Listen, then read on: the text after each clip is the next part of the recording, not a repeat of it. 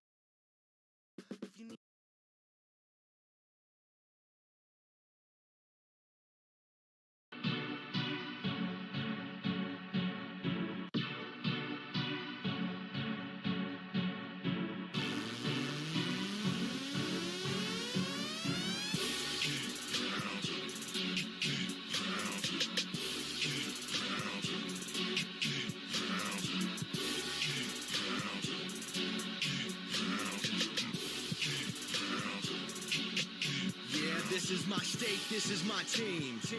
You know what that means. This is for the black and blue that I bleed. This is for the chance to bring home that ring. But everybody gonna doubt this. So far there ain't been another way around it. We bring heat to the game each week. They just say we ain't got what it takes, we ain't bout it.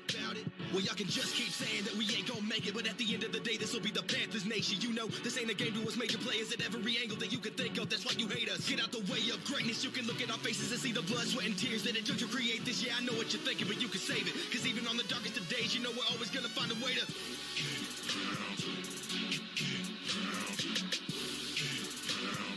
tell them what we gonna do, we gotta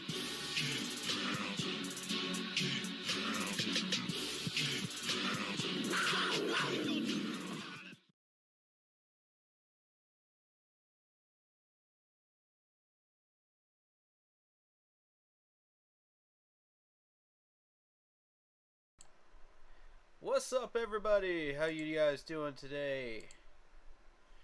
It is day 11 of training camp that is wrapped up today. Shout out to the great Sam Mills, the new Hall of Famer in Canton, Ohio. Everybody show some love. Hit that like button. Hit that heart button right now. If you're on Facebook. If you're on YouTube, hit that like button. You already know.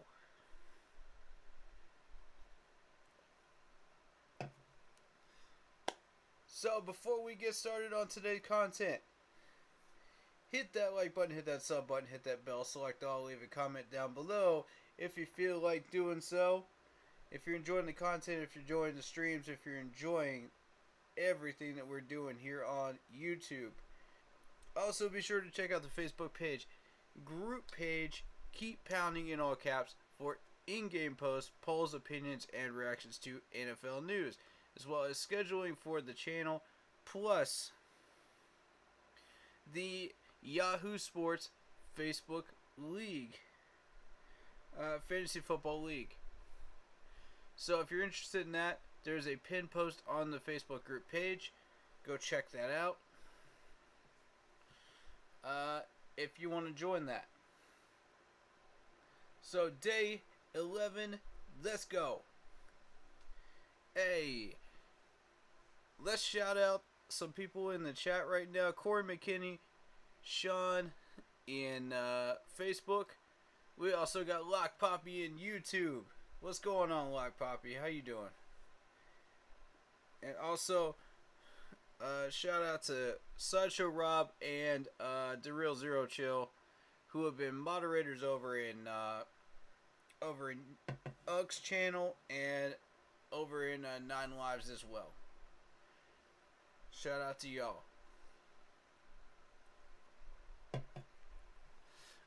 Yeah, so let's get this thing rolling, man.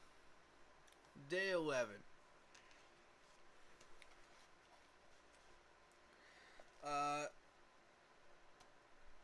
Day 11 started out with Hecker doing some punting, and I gotta say, I'm liking the punts right now.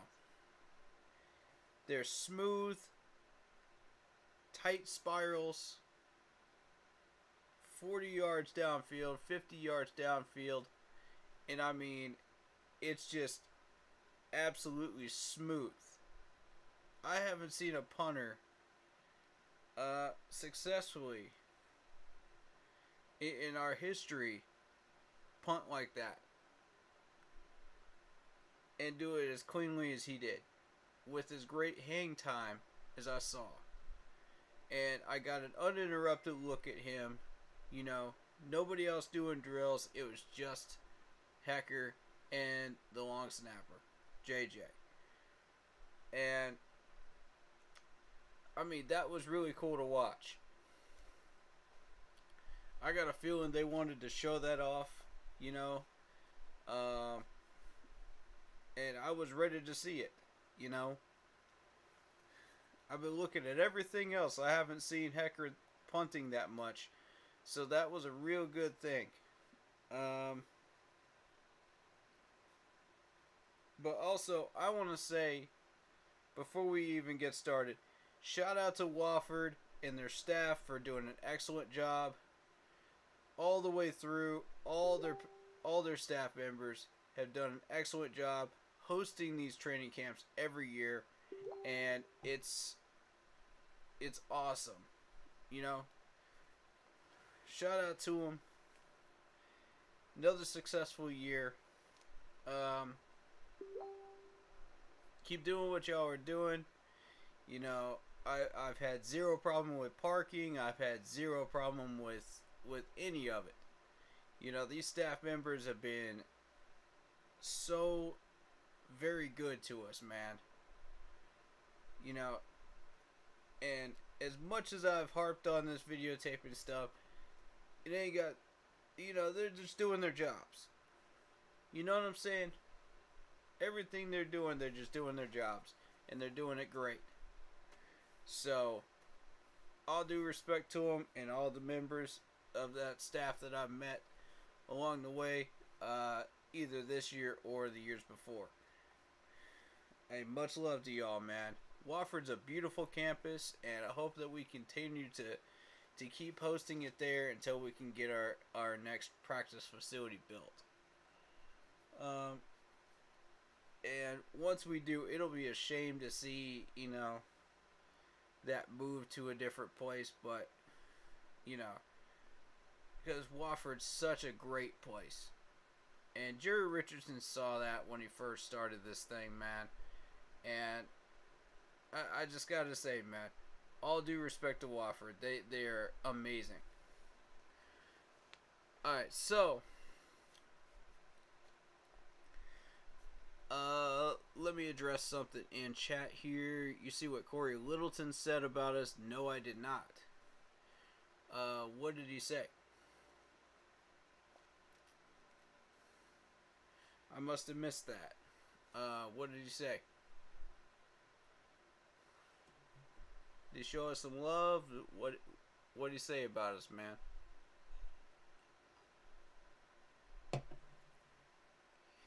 And are you referring to the team as a whole, or are you referring to the channel? I would assume the team. But, moving on, you saw the 2-on-1 push drills with the linebackers and defensive ends to pretty much establish the footwork and just make sure that the technique and the hands were smooth and everything went well. As far as pass rushing and stuff like that, I apologize about that. That was not supposed to happen. As all y'all know, I get phone calls like all the time, and my phone just blows up around this time of year. So, my apologies.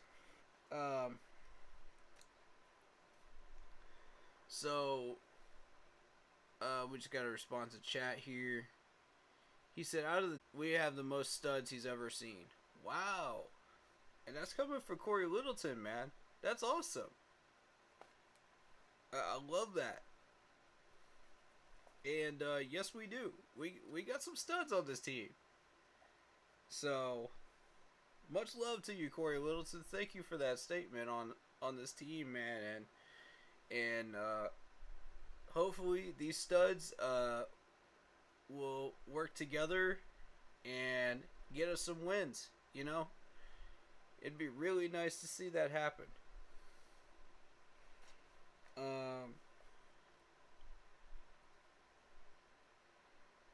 Alright, so the next drills are the O-line. Winning that early battle with the 11-on-11 in the red zone. You saw some early run plays. You saw a pass deflection. And again, the O-line wins again on a two sweep plays in a row. Where we were able to get positive yards out of those sweep plays.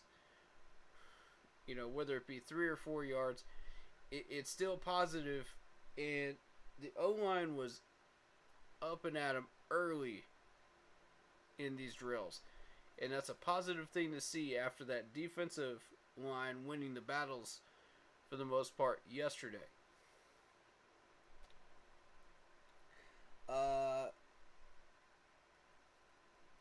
And the very next play on that 11-on-11 and pushing back on a draw play. So that was really a positive thing to see as well.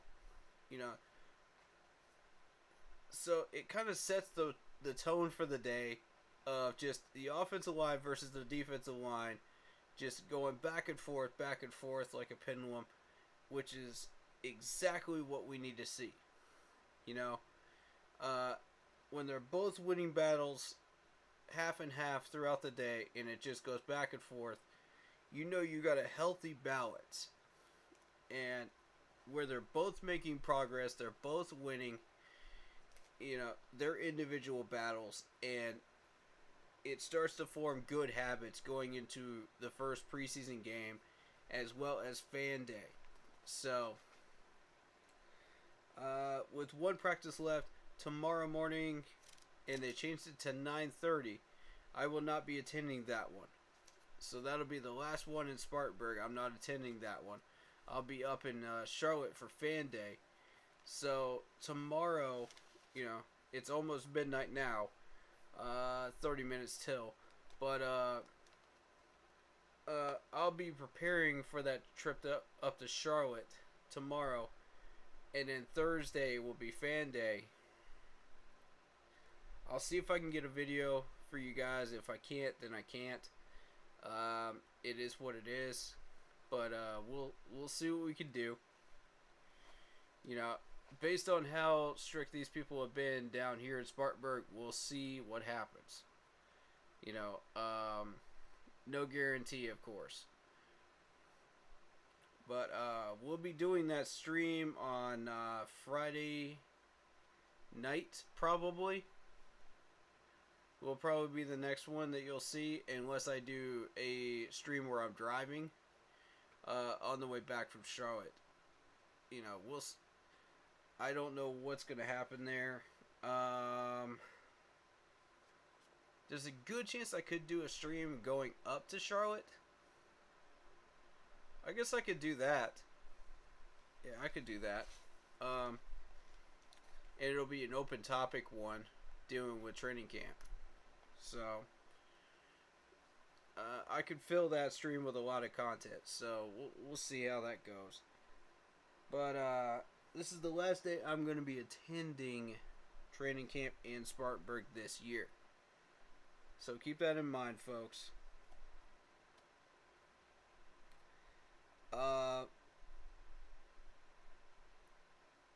So we move on to the next set of drills here, where you see the teams split up into their different sections, and the linebackers did a run and deflect drill. And what's important about that is pass deflections. This leads to pass deflections. And they kind of struggled in that area. I noticed that. 57 was the only one that actually got a pass deflection in that. And that is, let me double check, Damian Wilson. So, shout out to Damian Wilson on that particular drill. He did well, where everybody else struggled. Or just did not succeed in that drill. So,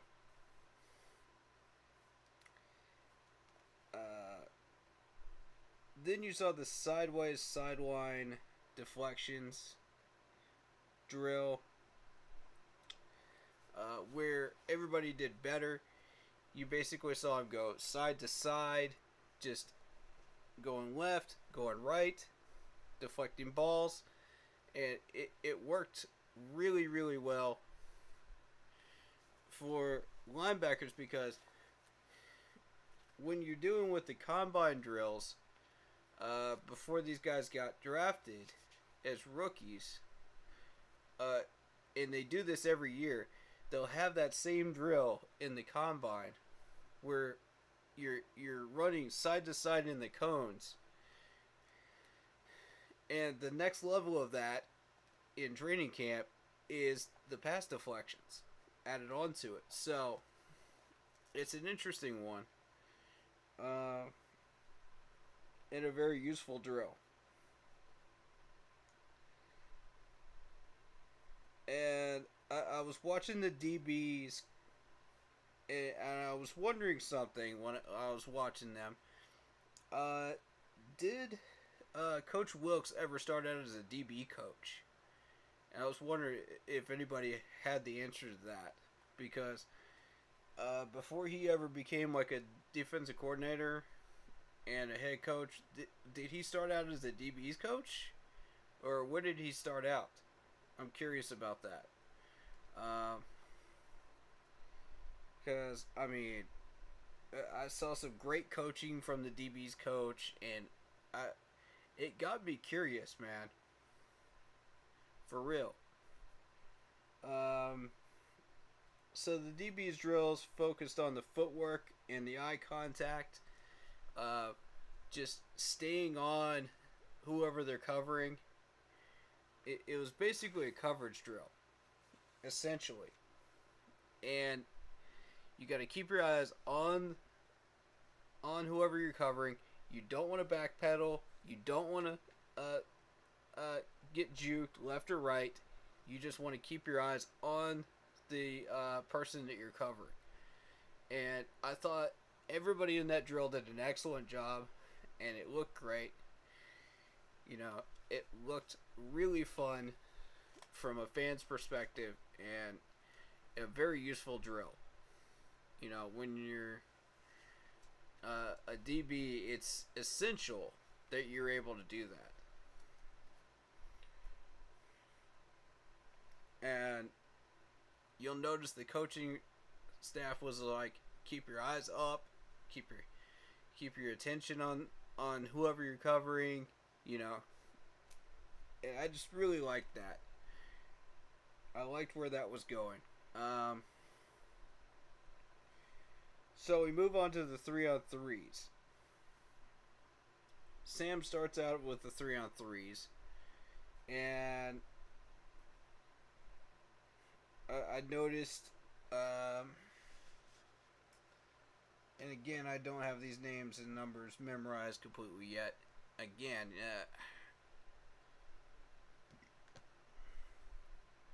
Higgins had a very, very good day. They got him heavily involved, and this is not unusual because they've been keeping him very active throughout training camp. So I've noticed on the days that I've been there. And he's been really showing off. And I got to give him credit. I have to give him the love that he's due here, man.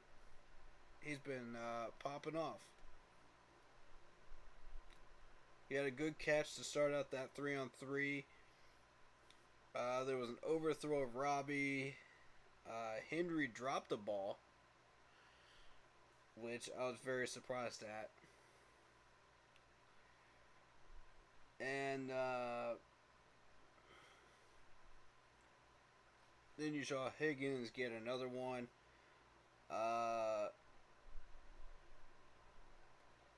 The following play was a diving attempt by our guy Henry, who actually redeemed himself by that diving attempt, but could not come up with the ball. And, I mean, that's okay. You know, you got guys like that who try to redeem themselves with big plays and stuff like that. And I said, okay, cool. If we see more of that, I'm happy to see it. And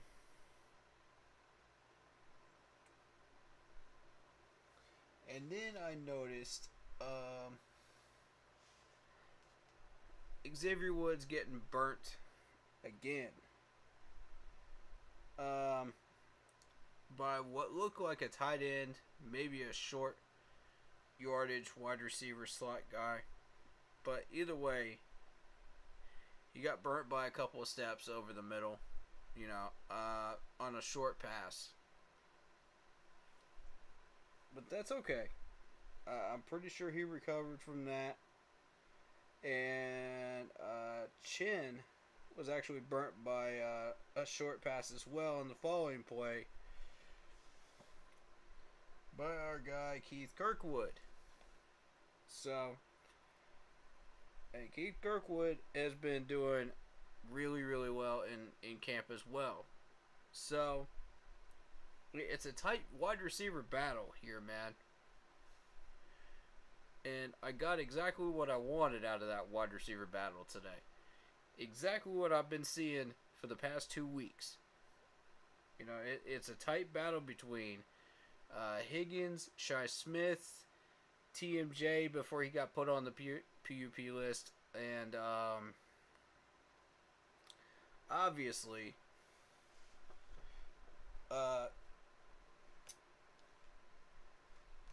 Henry gets involved, of course, and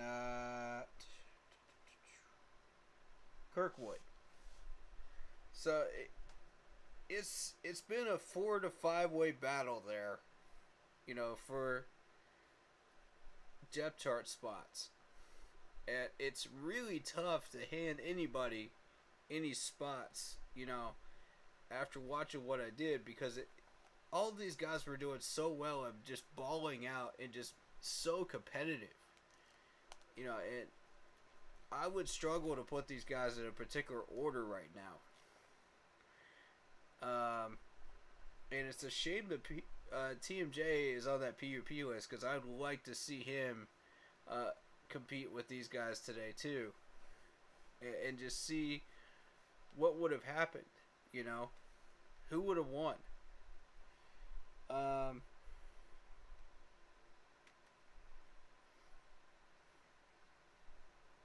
There was a pass interference on the next play. I'm not sure who it was on.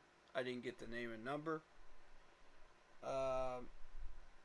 But I will be checking the Twitter feed of our guy Gabe McDonald, who's on Twitter, who's been actually updating his Twitter feed with all of the particular plays and who made them, inside of particular tweets. So I do encourage people to follow him, if they want to track what went on during these 4-on-4s, the 7-on-7s, and 11-on-11s. He doesn't necessarily focus on the individual drills like the DB drills and all the other ones that I mentioned before. But he does focus on the 4-on-4s, 7-on-7s, and 11-on-11s. In particular, the last two, the 7-on-7s and 11-on-11s. So we'll check that Twitter feed in a little bit and just see who made what plays today. Yeah, let's check those notes against his, and let's see who made these plays, and who got these penalties, most importantly. I will say that was the only pass interference flag that I've seen today, which is a very good thing considering I saw a lot of them yesterday. So, very encouraging that they started to clean that up and start working on these pass deflections.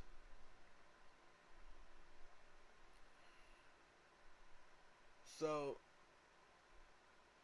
I saw Chin get a pass deflection on the following play. I believe that was Chin. I'm fairly certain it was. Again, it's tough to get these names and numbers without the video, to clearly get the footage and slow it down and figure out who is where. So, we don't have that tool in our tool belt, so we're just having to work with what we've got. And I appreciate y'all's patience on this and just going by my notes, and trusting the info that I've gotten. And I appreciate that, y'all, because I could be way off on some of these. So, I'm just trying to do what I can with what I've got. So,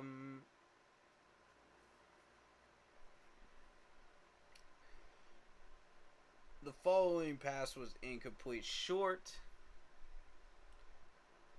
and the recovery throw was a deep ball that was completed.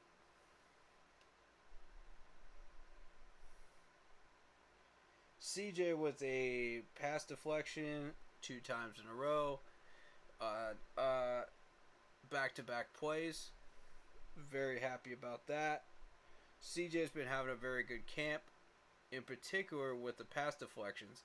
So, as far as the 6 days that I've been there, I've seen him make a lot of plays. So, shout out to him. Much love to him. Keep doing what you're doing. Then, we've got Matt Corral with a absolutely beautiful rainbow deep pass that was right on the money. And if you saw Big Cat's Twitter, YouTube short, that is exactly what that play was. It was absolutely tight coverage, going towards the end zone, right on the sideline, and he just hits him perfectly, right on the numbers. Doesn't break stride, doesn't lose him, none of that. Just right on the money. And it was just one of the most beautiful throws I've seen from Matt Corral in training camp so far. So, shout out to Matt Corral on that throw. Great job. You know, we've seen a handful of those in training camp so far, and it's been a pleasure to watch that. You know, considering the troubles we've had with quarterbacks so far over the past 5-6 years, watching those rainbow throws from our rookie quarterback that we're developing is like a breath of fresh air for me. I don't know about y'all, but it is for me. So, another good play by Shy Smith, getting him involved at that point. Dante Jackson with the pass deflection. Didn't he have like 2 or 3 pass deflections today? I know he had at least one that I saw. It could have been 2 or 3 though. If anybody was there today to witness that, you know, you guys can let me know. Maybe it'll be in George's Twitter feed. But I know I saw at least one. And Dante's been having a great camp as well. You know, not much more to say there. So, everybody that's doing well so far, keep doing what you're doing. Ugh, excuse the yawns. It's that time of year where I'm just... It's a lack of sleep. You know, I'm devoted to this channel and what we're doing, so... Yeah, I gotta get up early and do all this work, man. You know, for y'all. So I keep doing it.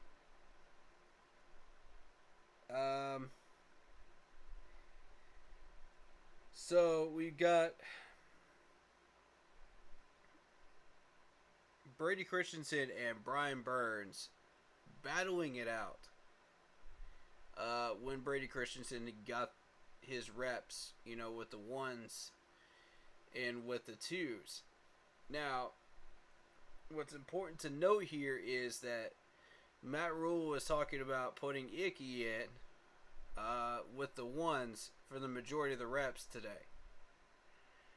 And I did notice that Icky did pretty well. You know, you didn't really see much of a pass rush coming from that side. So that tells me Icky did really pretty well in his reps. Because Brian Burns is not easy to hold out of that backfield, man.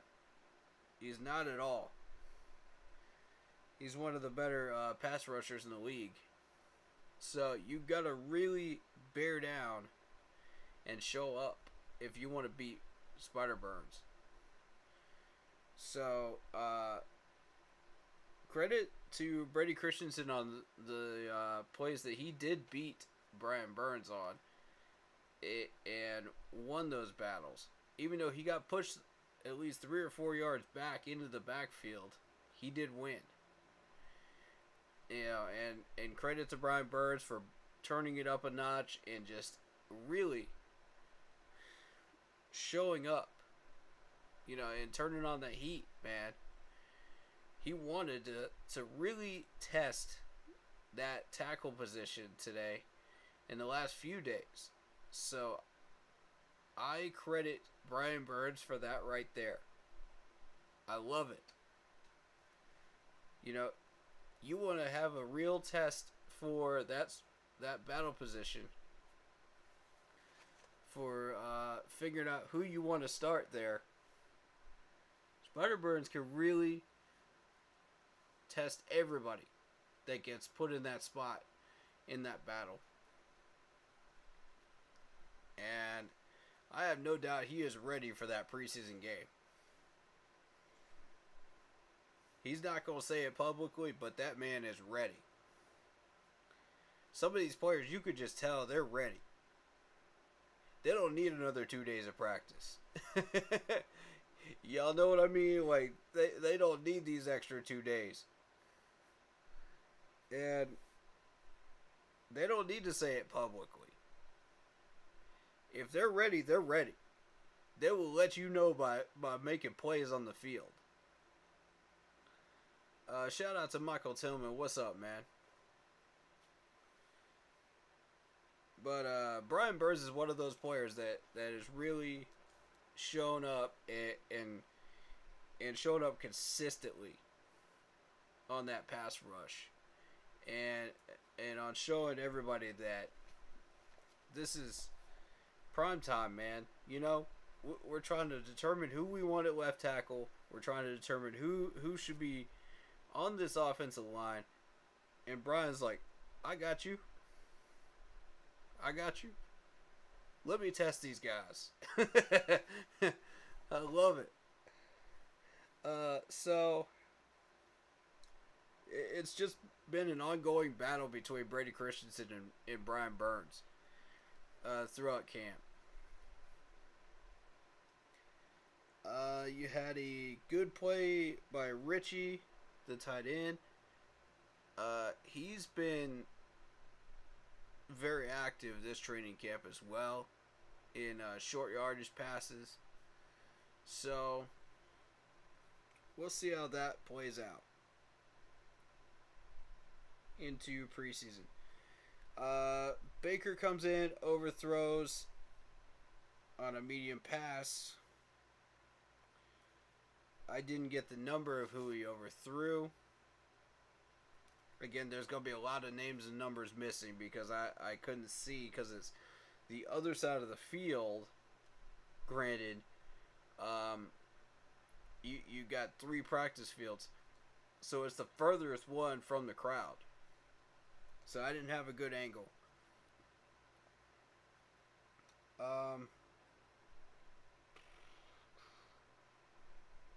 But Baker recovers and hits a really good pass over the middle in the medium range. Following play. Overthrows the deep ball. And then Sam comes in and you see a check down. He overthrows his target short.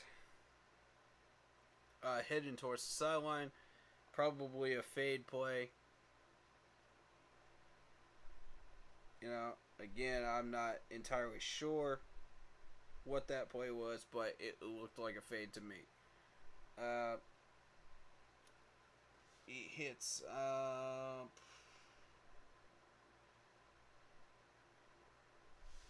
yeah, this is the number I haven't called yet. 87. Josh Babbitts. And that was an interesting one. Because Josh actually showed he had some good hands. You know, for what little reps they've been actually using him for. And attempts at some passes that have come his way. You know, it's been very few and far between. So, that's the first time I've actually called his number out. So, that's a good thing. Because he made the most of his opportunity. And finally, to finish out that set, was an overly aggressive forced pass short in double coverage by Sam that fell incomplete. So I know everybody's saying Baker is winning, Baker is winning, Baker is winning. I don't know about that. Because the last 2 days, if you've been following these drills, and you've been following what I've been saying, based on what I saw out there, Sam has had a really good last 2 days. So if anybody wants to dispute that, I'm welcome to have that debate with some people, because I've seen these passes that Sam is throwing, and a few of them have been deep, hitting people in stride, on target, without breaking stride, and maybe that was Matt Corral on a few of these. Maybe it was.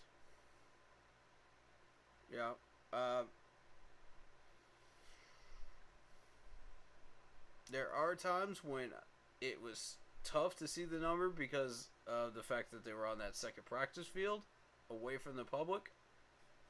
And some of these red zone drills, you can't get a number.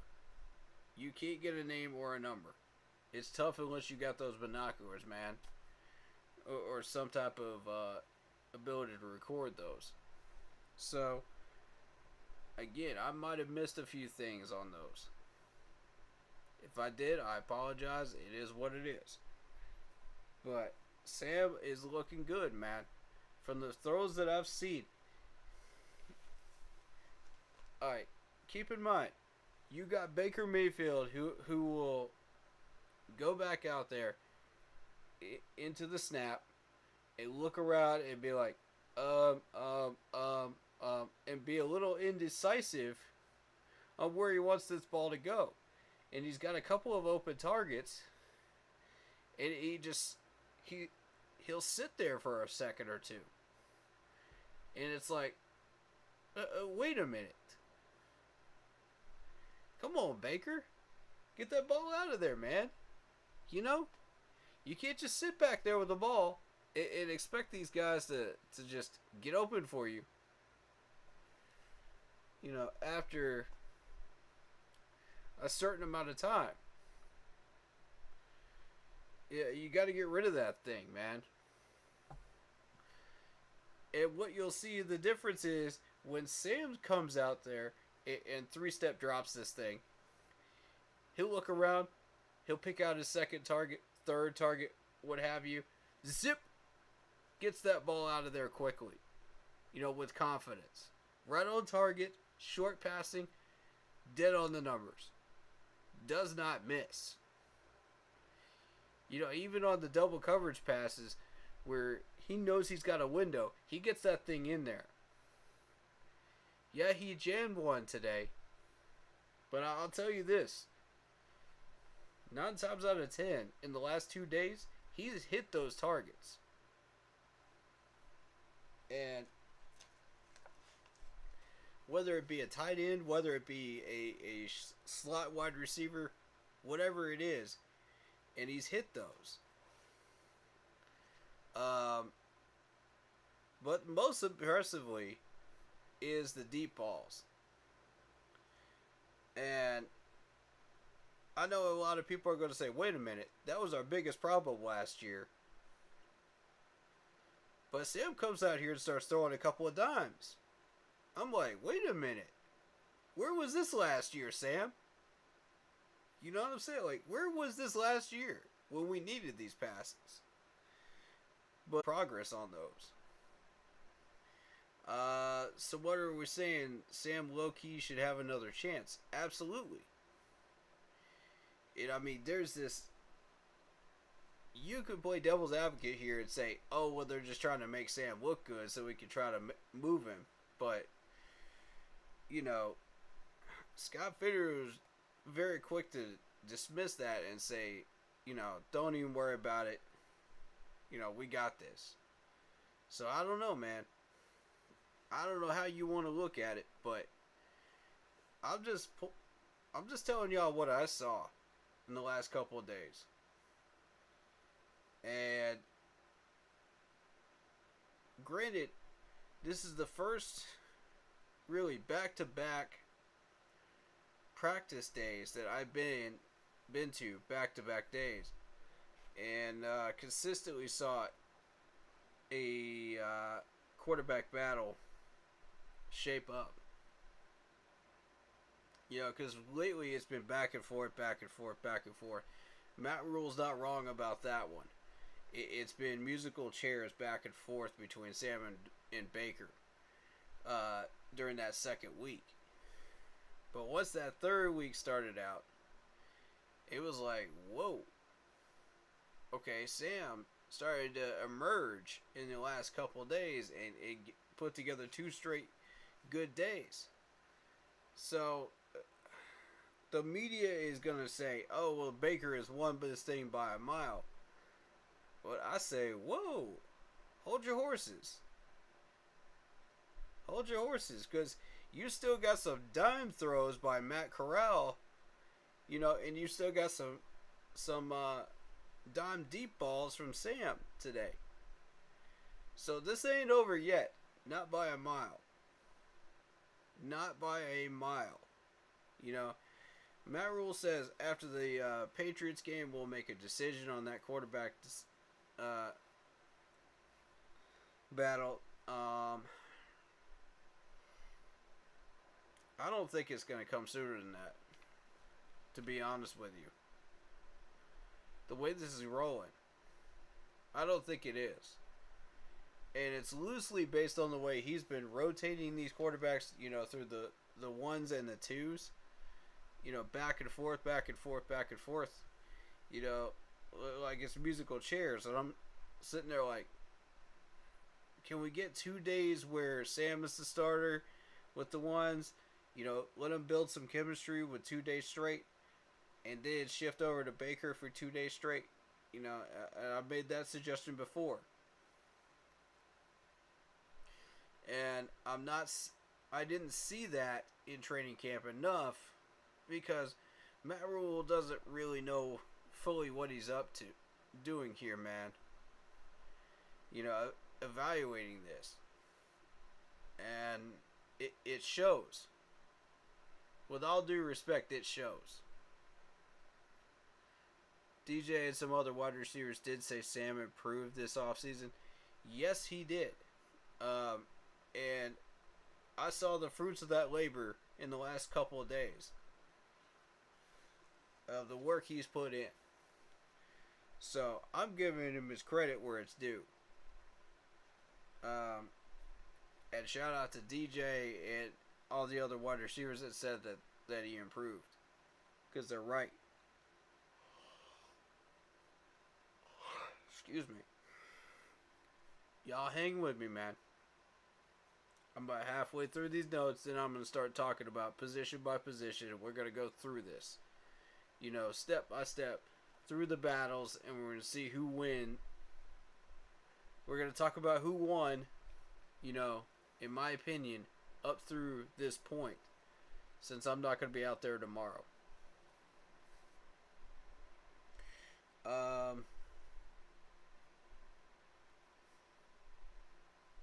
So then you got the red zone drills. The ones and twos were on separate fields. You had PJ leading the twos and the threes on the field closest to us, to the fan field area. And on the other side, you saw, I think it was Sam Darnold over there. So first play he threw the overthrew the receiver in the red zone, and he follows that up promptly with a touchdown pass to DJ. So good recovery there. We move on to the pitch play. With PJ, on the field closest to us. Saw a either an ISO or a sweep from PJ's group as well. Well, we were waiting on going. Next one was a short pass completed by Sam. And then our guy, Mr. Higgins, gets a touchdown. So, shout out to Higgins, just making the absolute most out of today at the wide receiver battle. And I think that's going to do him a lot of good, in that battle for that number 3 spot. It's a massive battle. So, you got about 3 or 4 competitors there. 3 now since TMJ is on the PUP list. But it was 4. And as far as I'm concerned, TMJ was definitely leading. Up until he got hurt. So,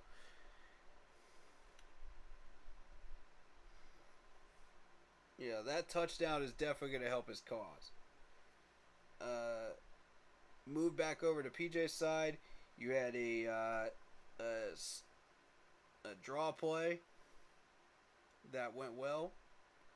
Got about 3 or 4 yards out of that. Then my main man, Spencer Brown, making things happen again. And I've mentioned this dude's name every practice day that I've been out there. Consistently. I want to show Spencer Brown some love, man. This dude has been rocking and rolling through camp and having a great camp. And I would hate to lose this dude to cuts. That would be a real shame. Consider what we got on this roster right now. But again, I get it. You got to cut somebody, but be careful who you toss. And I think we did toss some people after today, didn't we? We're going to have to take a look at those. And I'm really, really hoping his name is not on that list. I don't think it is. If his name does get cut, it's going to be in that last week.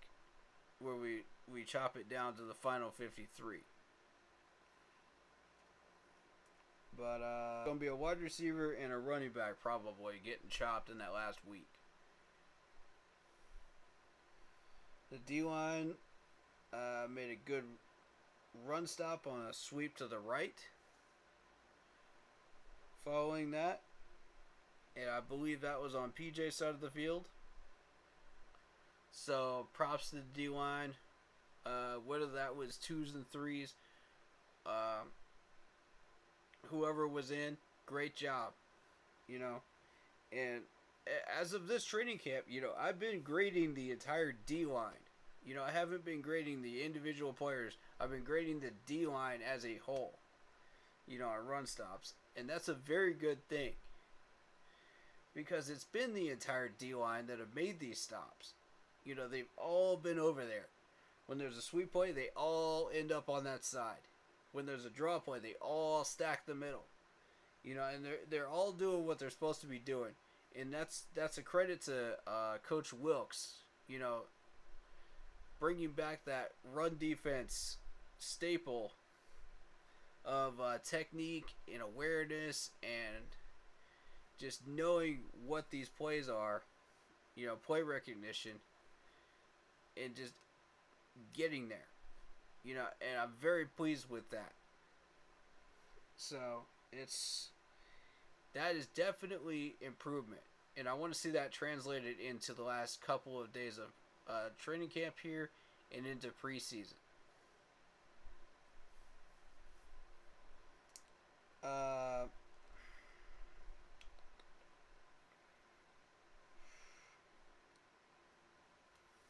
So following that, we had a drop by Lovett. And Lovett hasn't had many opportunities. I haven't called this guy's number yet for reps. But I do want to say that I think he does have the hands, and that drop might have just been a fluke, a one-time fluke. I want to see more of him. I think he's got it in him. I'm not ready to throw him under the bus yet.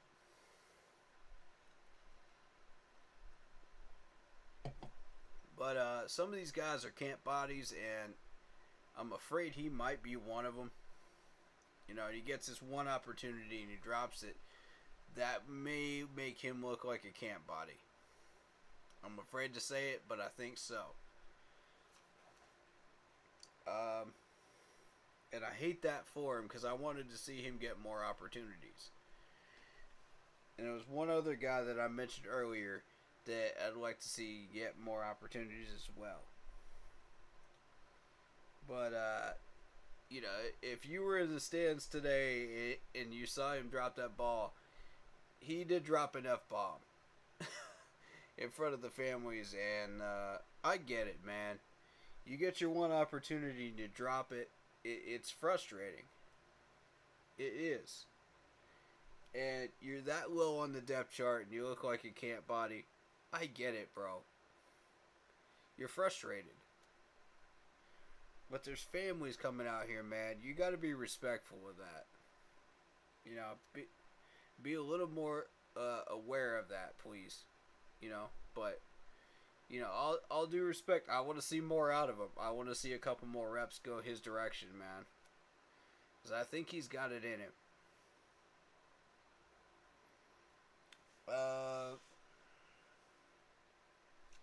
Henry actually had a drop after that as well. But I don't think that was his fault. I think that was a pass deflection towards the other sideline. Although I can't confirm that because I didn't have a very good angle to be able to tell. But to me, it looked like it may have been just a tiny bit overthrown, or it was tipped. So I don't, again, some of these angles I don't have full access to be able to run these plays back on a film and see.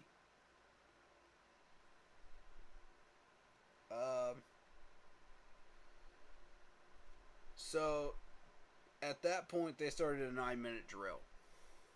And in that 9-minute drill, they started out with a short pass, a really good catch by one of the wide receivers, I think. But I couldn't get a number to be able to give credit to where that player is due.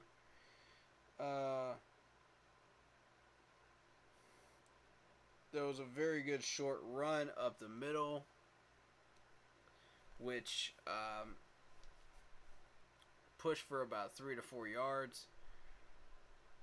I was very happy with that. That's the O-line winning again on that run blocking and creating gaps and just looking just solid, man.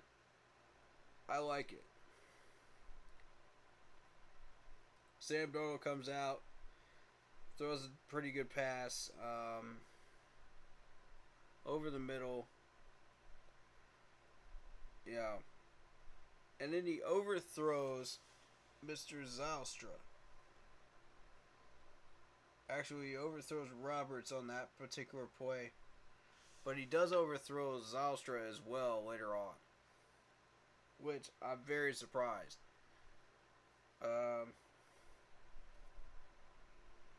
Because it's tough to overthrow Zylstra. I'll say that. Because this dude's got an amazing reach and speed to be able to catch up to these balls and really make the play. But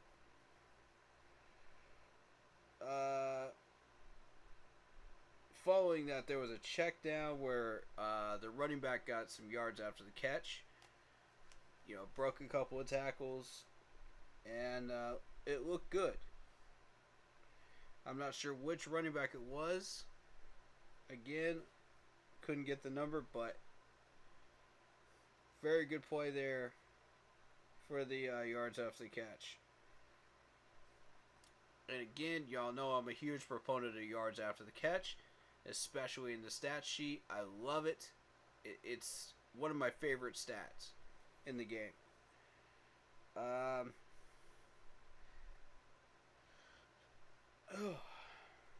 That was a good sideline catch by DJ. Following that one. I mean, DJ's been having an excellent camp as well. He seems ready. He absolutely seems ready for that preseason. No doubt about it. Does a check down to him the following play. Completed, yards after the catch again. And I saw another pass interference call. This time I think it was on a linebacker.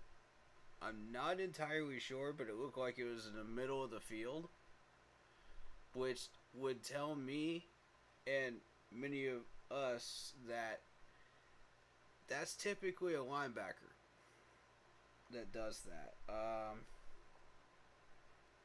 So that was only the second pass interference call I've seen today. And I always saw two. So they cleaned that up. Give them credit, they cleaned it up. Looks good. Check down to DJ. Following that.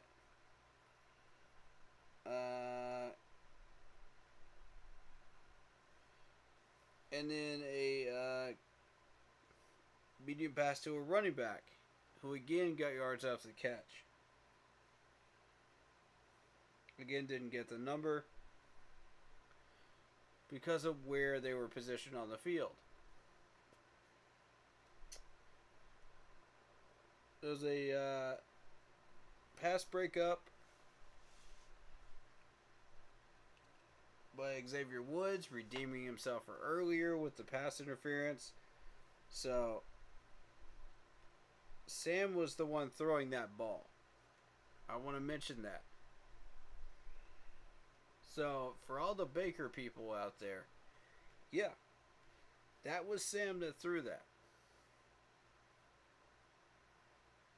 But he's also building a lot of chemistry with Mr. Higgins. And that's a very good thing. I've noticed that seems to be his favorite target in training camp so far.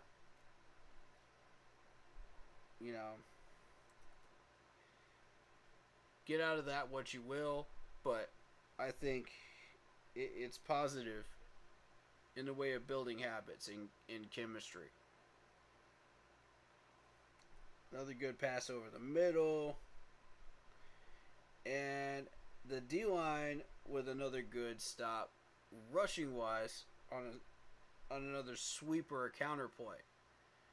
So this is, again, where the D-line steps up and seals off the edge.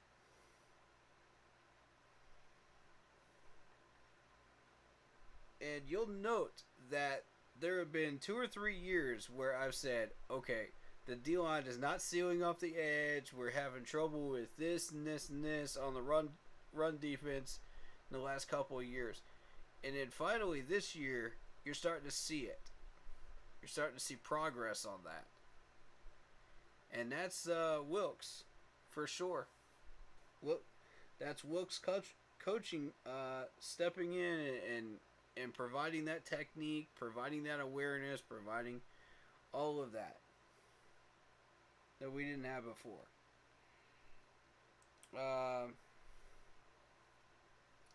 Sam with a QB run.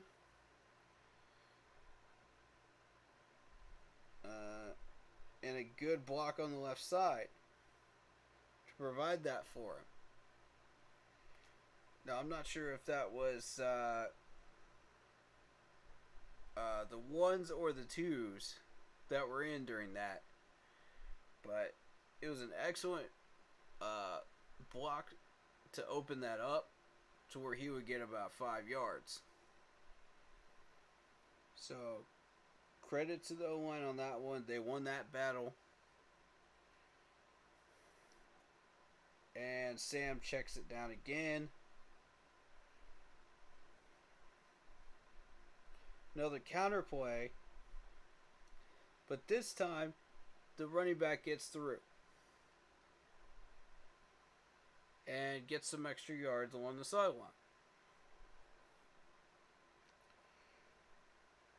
So Matt Corral comes in, rolls out to the right, and completes a pass. Medium range completed pass. Another counter play. Another run stop. So this is again a pattern where the defense is being tested on these counter plays, and you don't know when they're coming. You don't know when they're coming at all if you're on defense. So credit to these guys and their awareness level of recognizing, okay, if I hear, say the call out is, let's just throw out a random word here, okay? Say it's pickle, okay? If you hear the call out pickle, you know, a number of times, you're going to recognize it once you see enough counter plays. And you're going to think, okay, pickle means counter, shift over. Let's go get these guys. You know, let's stop this counter. So, with enough of those call-outs, and I have no idea what they actually were, you know, because I couldn't hear them from up where I was. But I guarantee you, with the amount of success this D-line has had stopping these counter plays, they've started to key in on some of these like key words.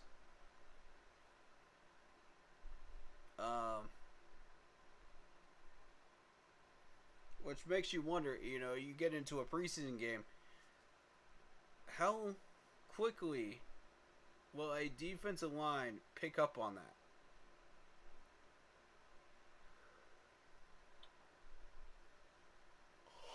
Excuse the yawns. But yeah, granted, they're going to be different call-outs when we go into a preseason game. But, you know, we got 2 training days left. How quickly does another team pick up on that? That's going to be something I'm going to be watching on Fan Day when I'm up there in Charlotte.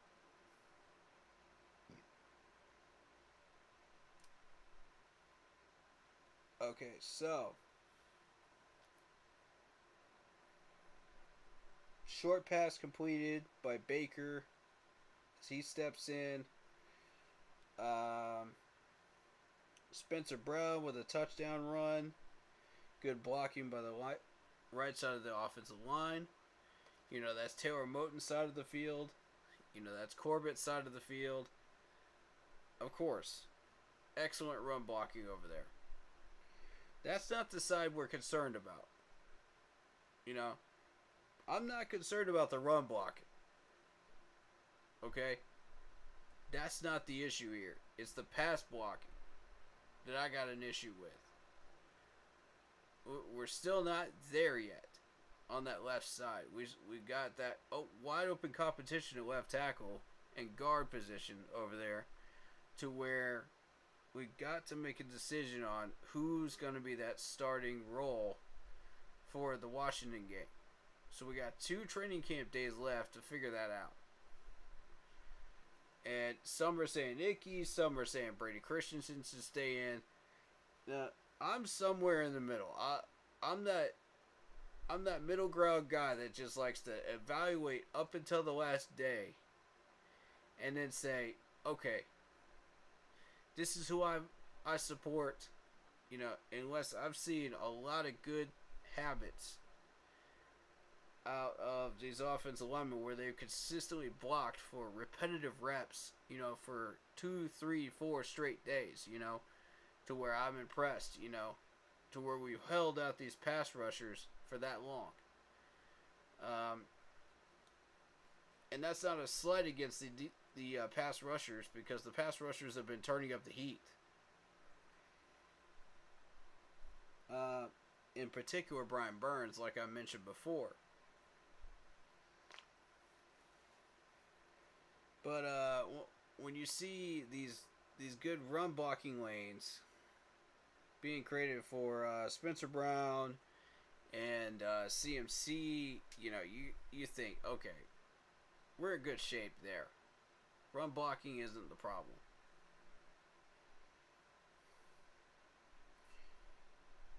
Right side of the D-line.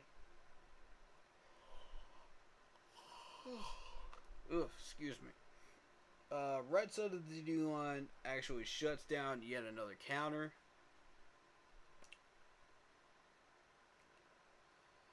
And Woods, our safety, stretches on the pass rush and gets in there. Almost gets darn near to the quarterback on that pass rush. Woods is very, very fast. So to see a safety blitz drill is very interesting with an 11 on 11. I did not expect that. But again, neither did the offensive line, and that's exactly the point. And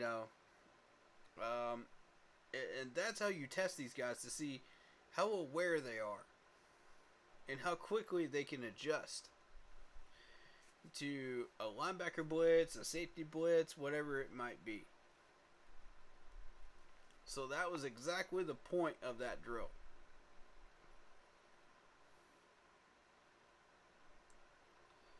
So credit to Coach Wilkes, on the sneak attack there with Woods. Nobody was looking for it. Not even me. Okay. If I had seen like a pattern of Woods being put into pass rushing situations where, or blitz packages where he just pushes a number of times, then yeah, I'd be like, okay, I see this coming. But Wilkes has that way of surprising you with some of these blitzes to where you're not looking for it. And he's had that success in 16, 17, and 18. So, to see that put into a drill, where you don't expect Woods to come out of the backfield and just almost get to your quarterback, that's a good thing. Very good thing. On the flip side of that, O-line needs to be more prepared. We need to be more aware. Yes, we have your average pass rushers, Brian Burns. We got Gross Matos. You got whoever else steps up, in that role. But when Woods comes at you, you got to react quicker. You got to be ready for that. Alright, so following that play, somebody got carded, and I'm not sure who that injury was. I didn't get a good look at the number.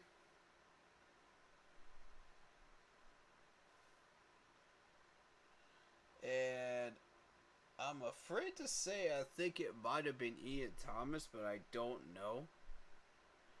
I hope he's alright. If it was just quick healing, because it looked bad.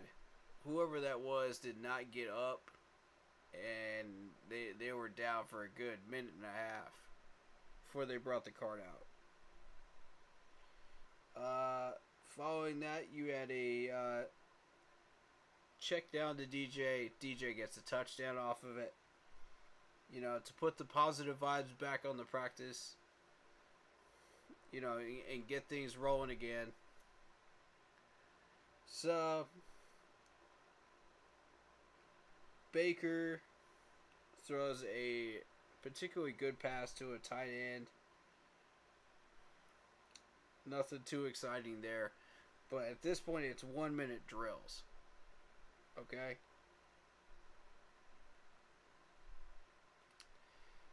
Sam with a good pass, but a drop by the wide receiver. And I didn't get the number, but yeah.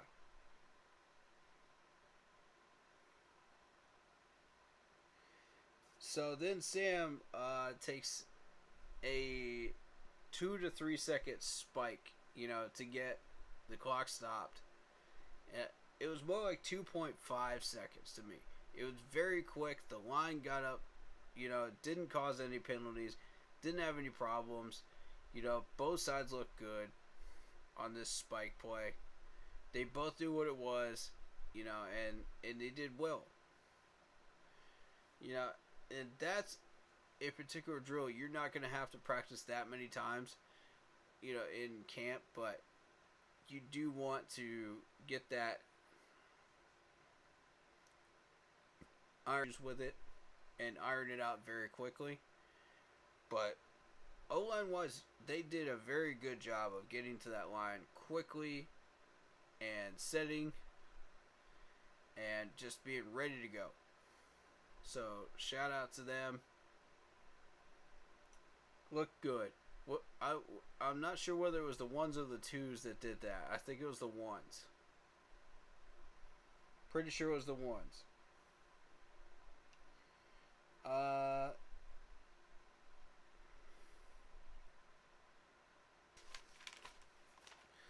And to kind of finish this up, you got a pass to Henry by Sam for a touchdown. And those 1 minute drills continue on to the next stretch. In the final stretch, where it was a good pass to Zylstra. He caught one. And when I was thinking of the overthrow to Zylstra, I was thinking of yesterday. I apologize. Because he caught his one opportunity, today.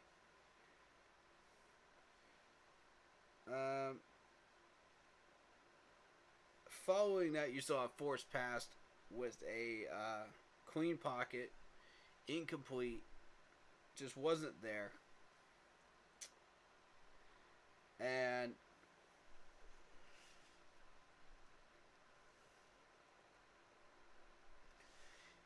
he then gets Derek Wright involved on that next play,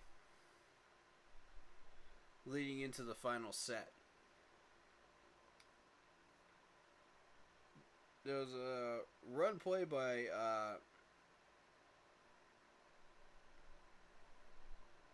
I forget who that running back was, but more importantly, the Brady Christensen at that point was still really in a heated battle with Brian Burns with the twos.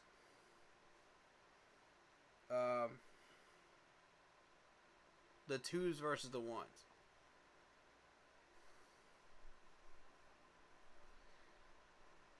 And last two pieces of info here. An overthrown ball to our guy Henry in the back of the end zone. And I'll talk about that in a second. And to finish up day 11 of practice, you saw either a running back or a tight end hit over the middle for a touchdown. It could have been Tremble, but I'm not 100% sure. But it looked like a sizable guy that looked like the size of a tight end. So I'm just going to assume it was a tight end. But again, we'll have to go through the tweets and make sure.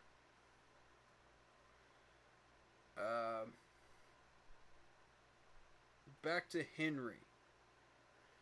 Now, what's important about this overthrow ball to Henry in the back of the end zone was the fact that Henry goes up and just absolutely shows off his jumping and lateral ability up in the air. Even though he didn't catch this ball, it just went right over the tips of his fingers. And to see that shows me that Henry can actually do that on a consistent basis.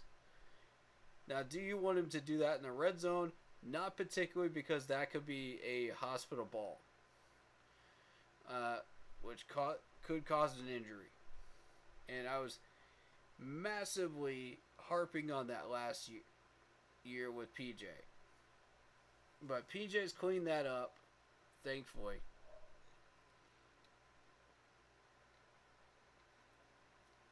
Based on the couple of deep balls that I've seen from PJ, he has cleaned that up.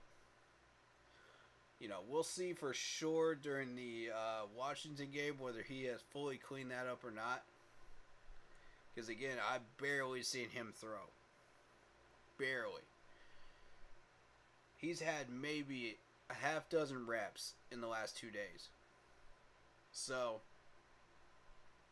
I mean, that's not enough to show me, okay, he's cleaned up this issue or he's cleaned up that issue.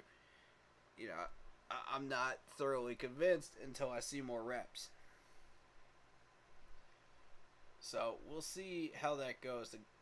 Coach Rule has said he wants to play all 4 quarterbacks in that preseason game against Washington. So we'll get to see a pretty good look at him in that fourth quarter. Expect to see that in, you know, the last 8 minutes of the fourth quarter. He'll come in.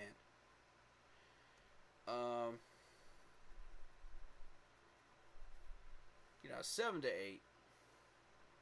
It's typically how that works. But they did get Westry involved. I saw one pass to him, and it looked good. His hands were good. You know, technique, everything. I do like Westry. Now,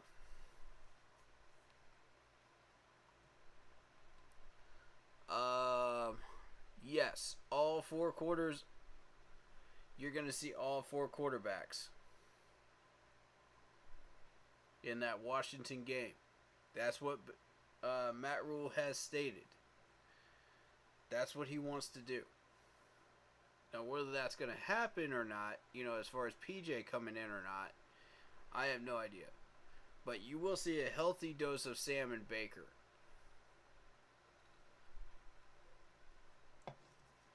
Particularly up through the third quarter. You'll see both of them in.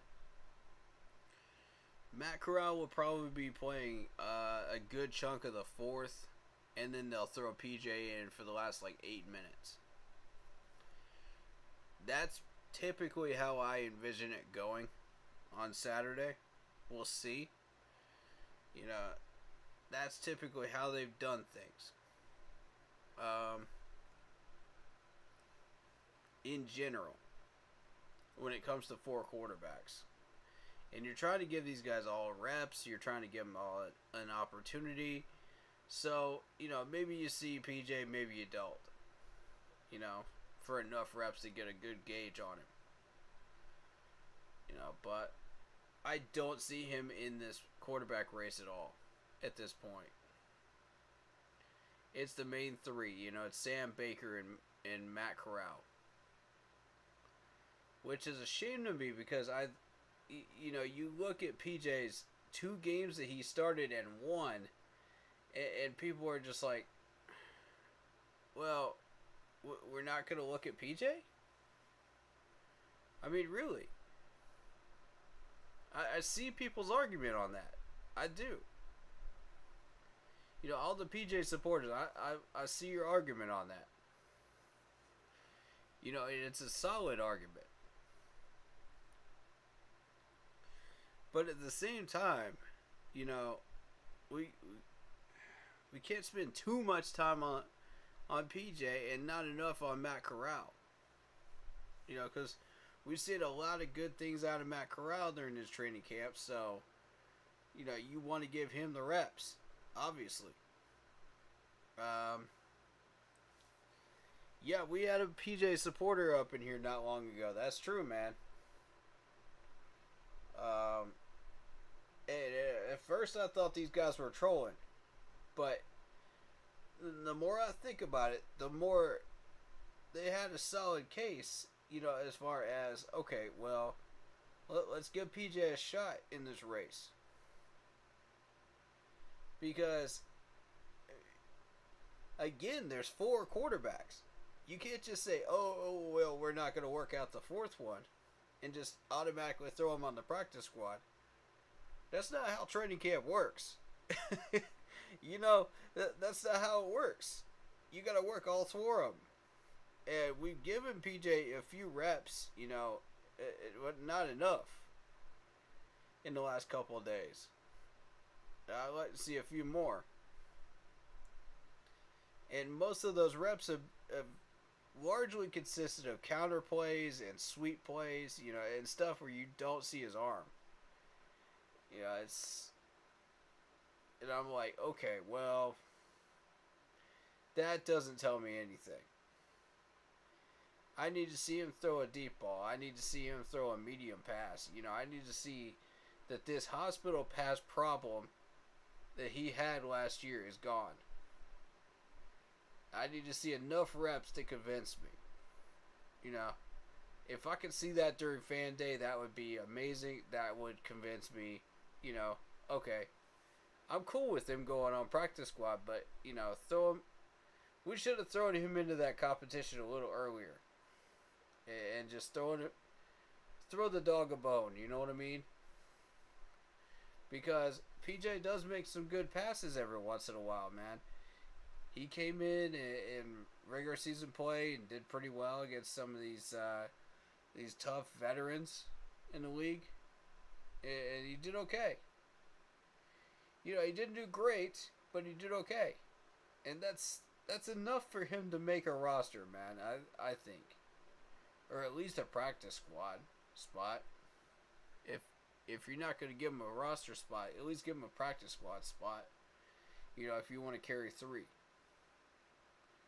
That's fair. But at least let him have his fair share of reps. To where he can compete too. Because that's a little unfair to him. And granted, we got Baker having his good throws. You got, despite the overthrows, despite all the issues of interceptions, but through this camp. But overall, he's throwing some good passes over the middle, short and medium passes, and done a decent job with them. And a couple of deep balls.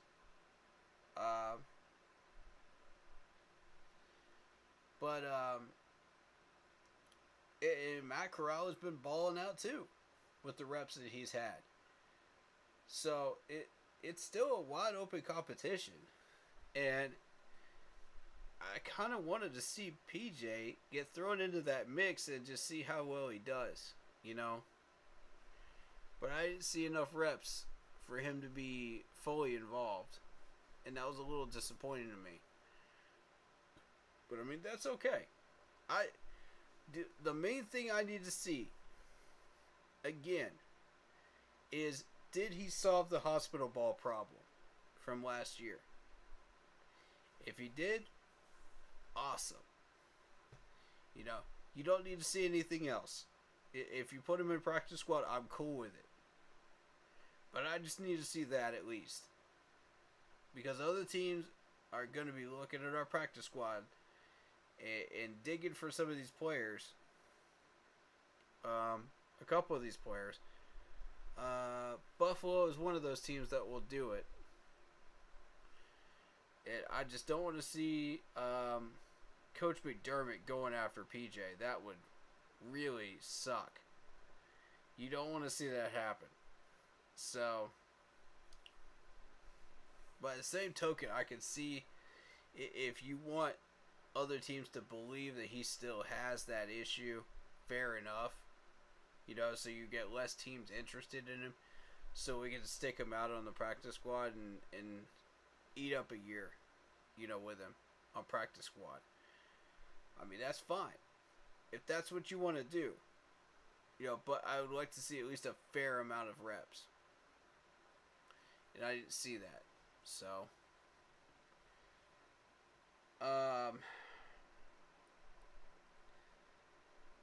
as far as everybody else, they've gotten a fair amount of reps.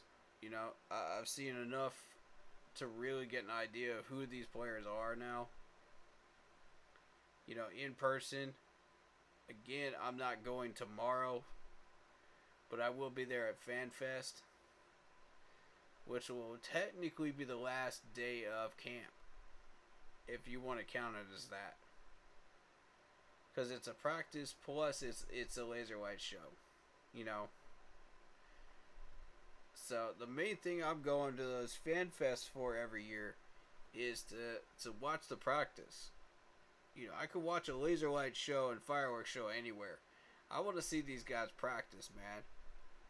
And granted, they're going to take it easy because they think, oh, well, it's a lighthearted practice. You know, it's FanFest. It's, okay, we just want to show off for these people, you know. But realistically, I want to see a couple of these players ball out. You know, I've got a couple of names on my list that I'm looking at, and I'm like, I need to see y'all recover a little bit and ball out. You know? And I would like to see a clear winner kind of emerge. And I'd like to see a clear winner emerge in the left tackle battle. And I don't think I'm going to see either one. That's the thing. Because, granted, Brady Christensen's been doing a great job for us, but Icky is really going to liven things up in that battle. So, on FanFest Day on Thursday, really tested by Brian Burns. Again, you know, let that man test him. Test him tomorrow as well. And let's see what happens.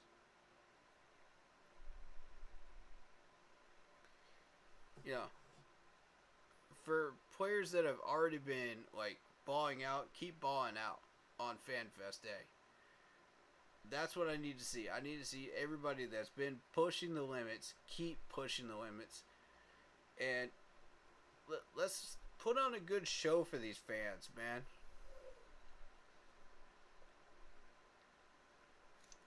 That are going to be showing up. You know, don't just take it as, oh, well, it's the last day of camp, so it's going to be lighthearted and blah, blah, blah, blah, blah. No, ball out. You are still battling for a spot, even on fan day. Ball out. And I can still point out some players' names, man. I can do it. Even from fan day, I can do it. So I just see y'all push the limits and ball out. So that's day 11 notes. I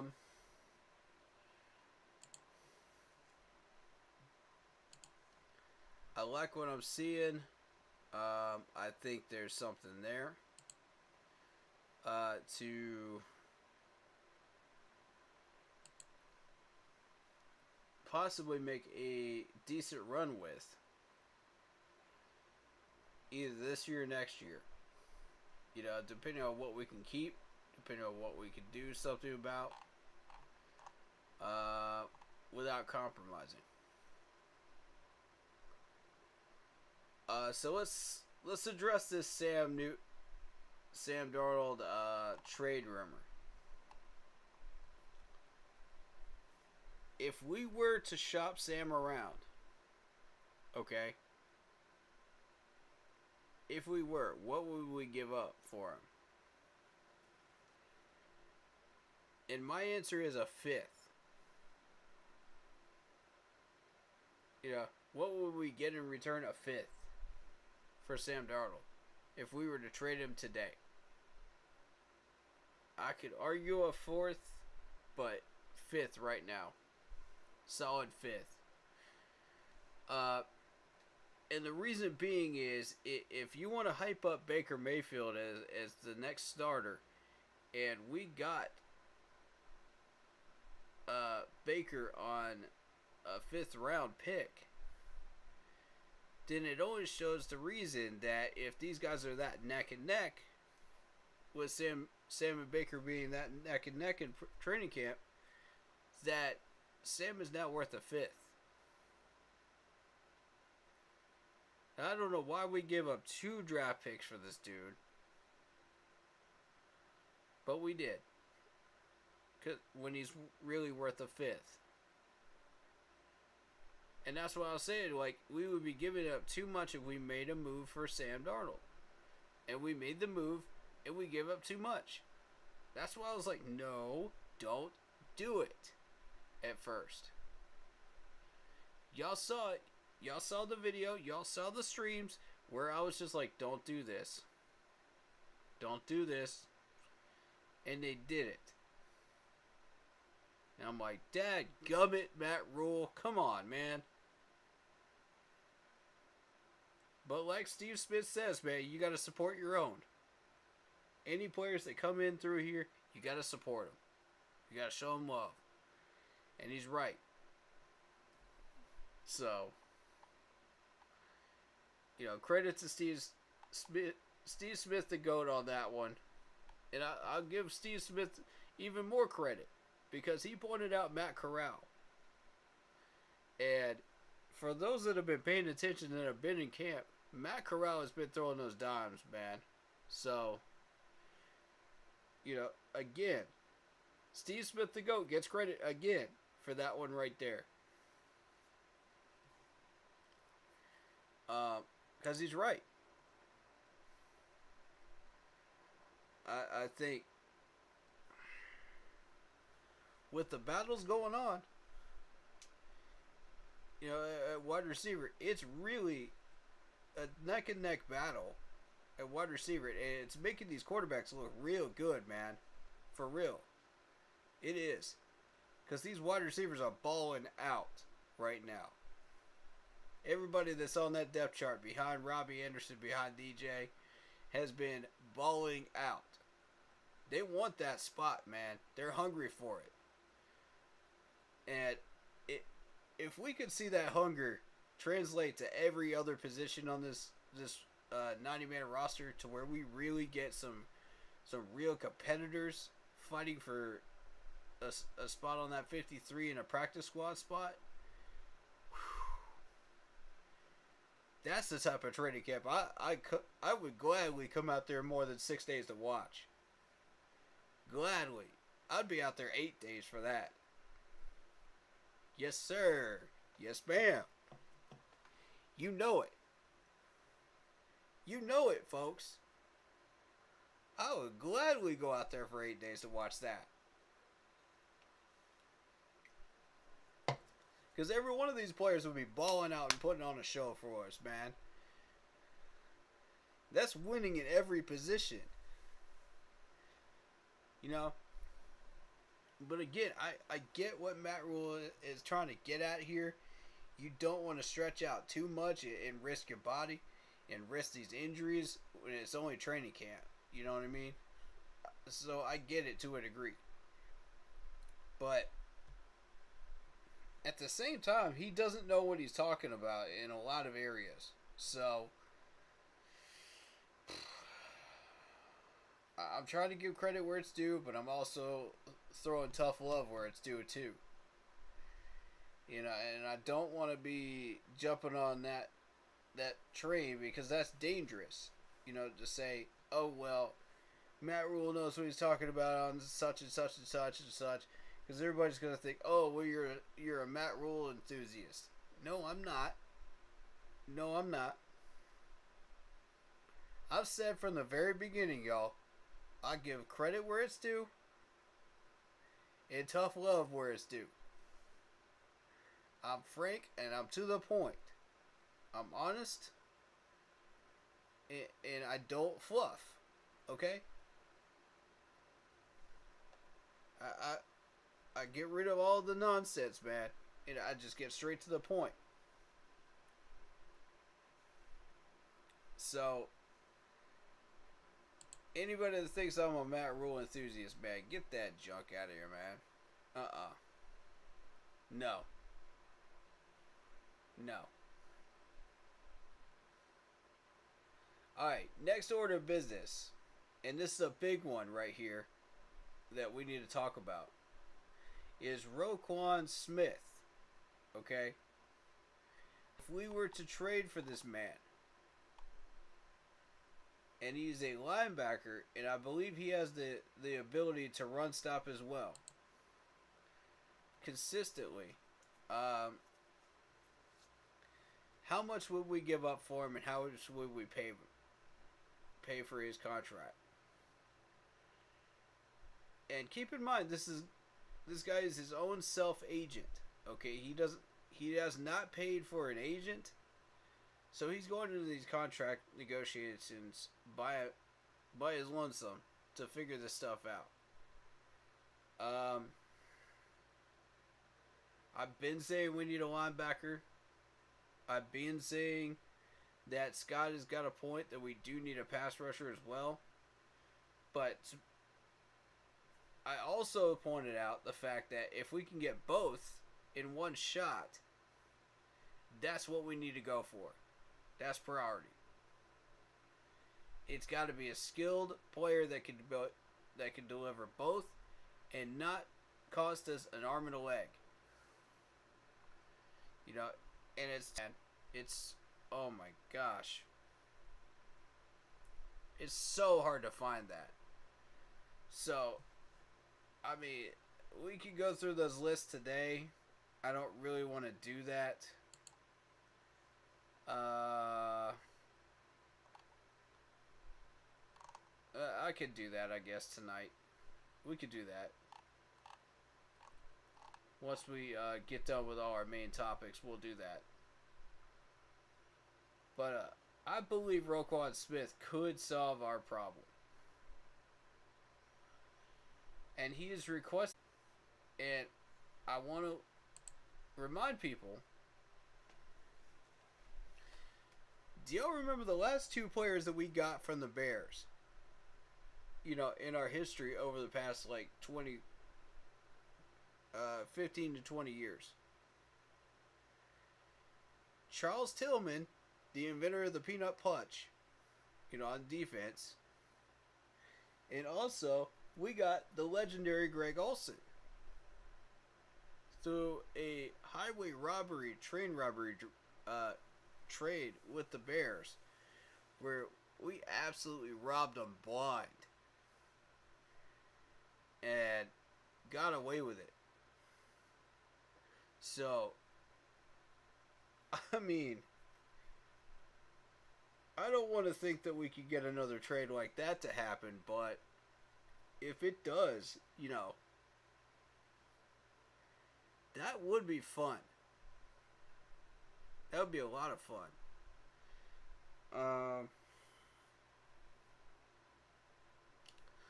So, I want to look up his contract. Because it matters.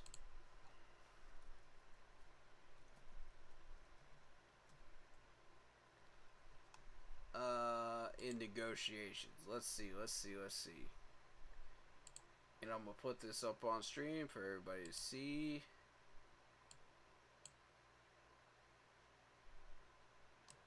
I guess it ain't working right now.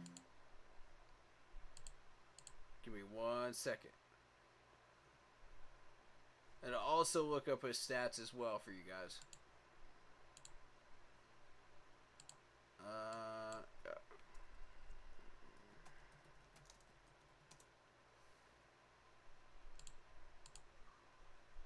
Here we go.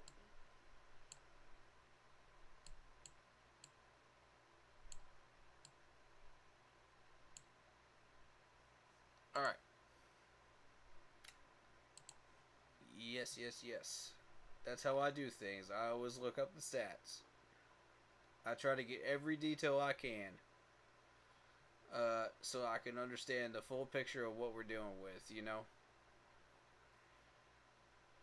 Okay, so overall, we're looking at a,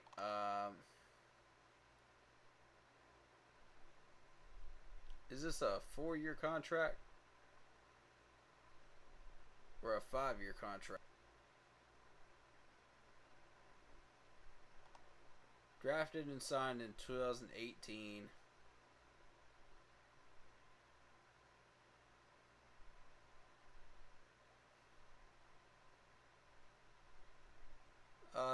Current value.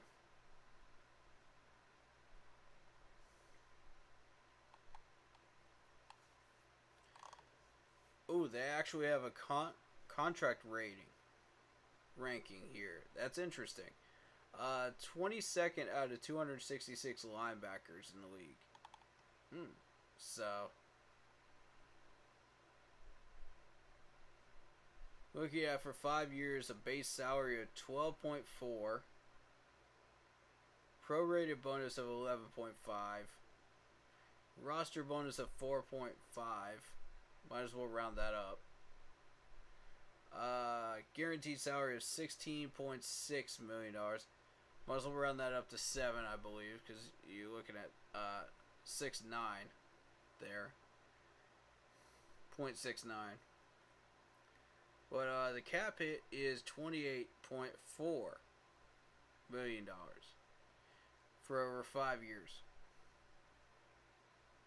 So his base salary went from $480K to $570K to $750K, $920K, up to $9 million, $9.7 million in that last year, 2022. Where that 9.7 is a guaranteed salary in 2022. Now, according to the report, there was something during the contract negotiations he was not happy with. De-escalators, that's what it was. De-escalators. And I don't know anything about what de-escalators are when it comes to contracts. Again, I'm kind of new to how NFL contracts work, so even though we did have that one stream on contracts and stuff like that, I would like to do another one where we start talking about like de-escalators, you know, stuff like that. You know, that I have no idea what contract negotiations. So I'll get in touch with my guy and we'll make this happen. During preseason, you know, I won't do it during regular season, but I'll do it during preseason. You know, so that we can get all that in. You know, before all the real action starts and everything starts to count.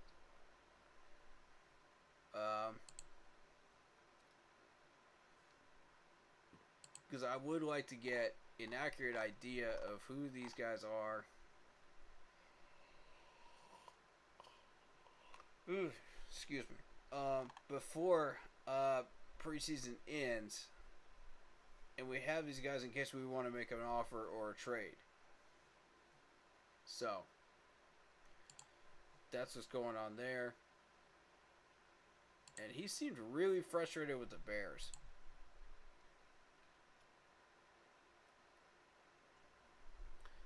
Oh, I also want to talk about Chuba Hubbard, of course. That that spin move, broken tackle yesterday was very impressive. You know, I didn't see any of him today except for just draw plays, but you know, we'll see. Right, Roquan Smith stats. Here we go.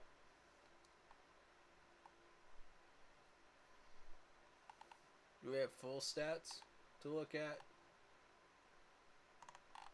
ESPN.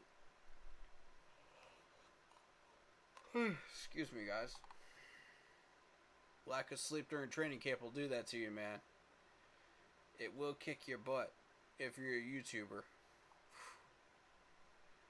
Golly. Y'all don't know the schedule I go through during training camp month. It wears me out.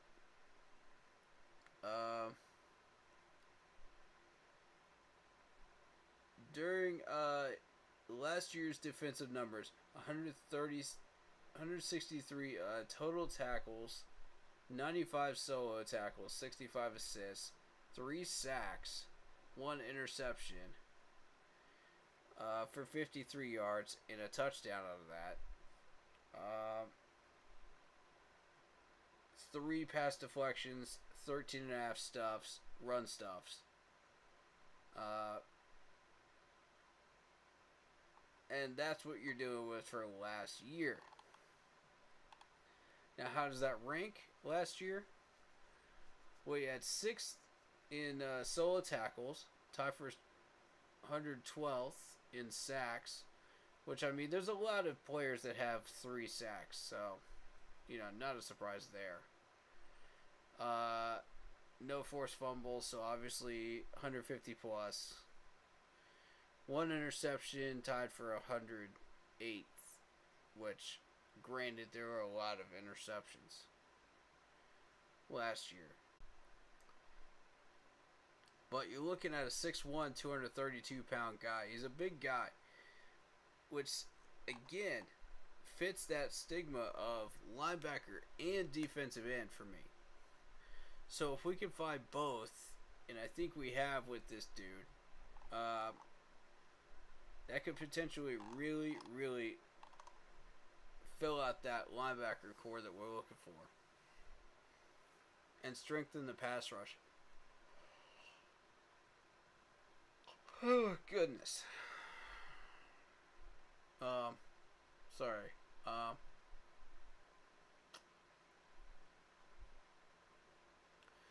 And I did not cover the Hall of Fame game, and I probably should have.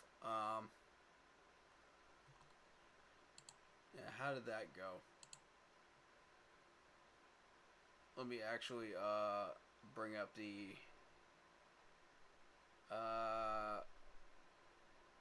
Gamecast of that. I want to see actually what went on there. You've got Jacksonville and Las Vegas Raiders. Slaughter, 13 for 25. Okay. Sidham went 8 for 15. Sargent, okay. Okay. Nothing too exciting there on offense. But 27-11 win for the Raiders there.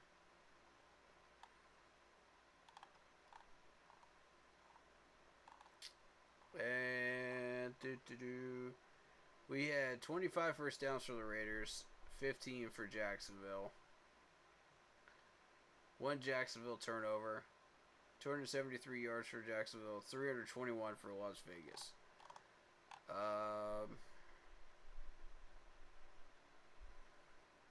And if you're looking at the scoring summary, the first half, 20-0 Raiders at halftime.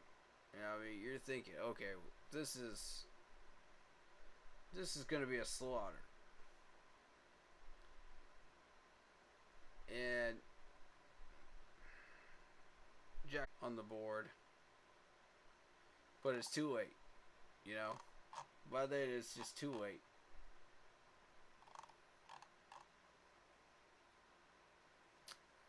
All right, so that's that game. We covered that.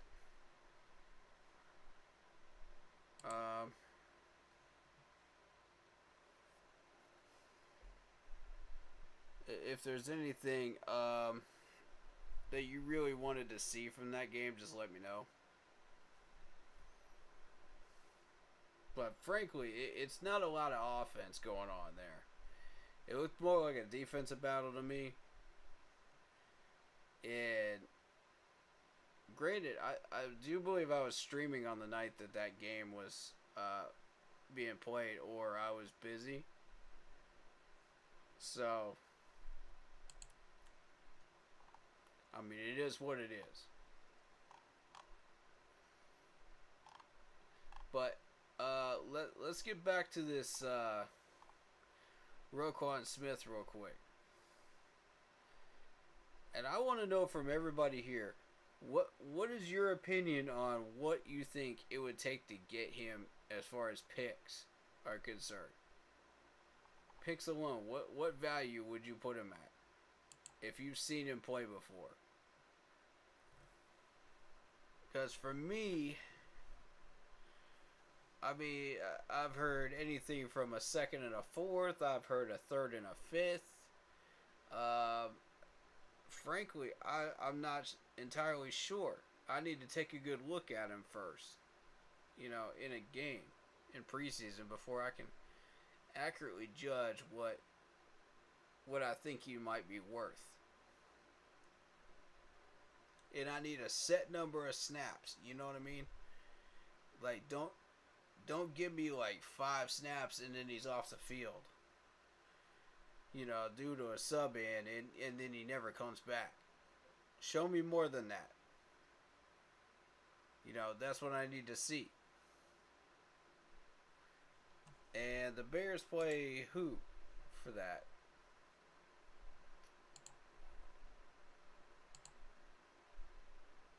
Bears are playing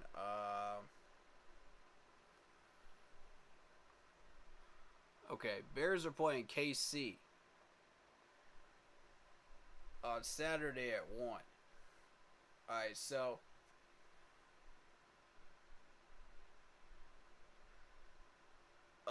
if they do show the replay of that game, I'll be watching it. But we'll be doing the Zoom chat for our game, you know, at the same time. So, which ours will be on Saturday. So,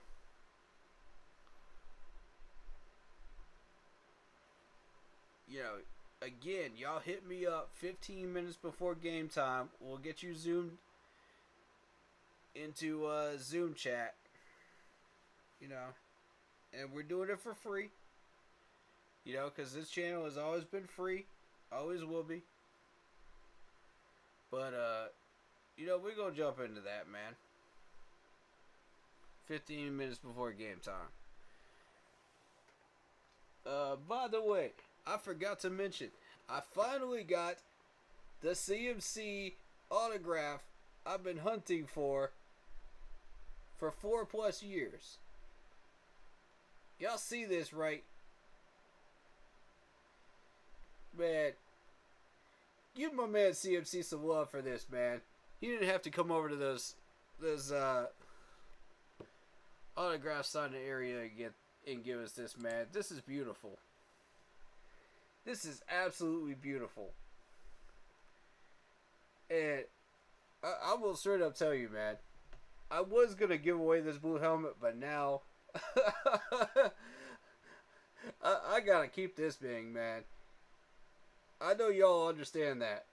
Because I've been bargain hunting for this autograph for 3 years now. 3 or 4 years now. And I haven't been able to get it. I had 2 attempts during training camp so far. And I finally got it. Finally got it. You don't know how happy that made me, man. So, I gotta find a way to. There's no way I can give that away, man. There's no way. I can't do it. I can't do it. I worked too hard for that one. Y'all know what I mean. And I just want to show y'all. This is how many signatures I've gotten on this thing, man. It is ridiculous how many autographs I've gotten this year. I've gotten so incredibly lucky. And a few of these are big names on here too. Brian Burns.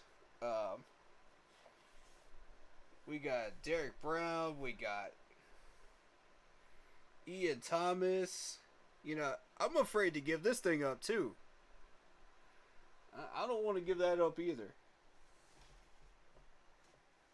You know, that's big boy names on there. You know,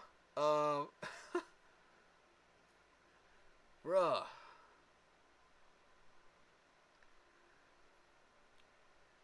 I did, man. I had the biggest smile when that man was signing it. I was like, this is incredible. I'm so happy, man. I really am. And that was kind of the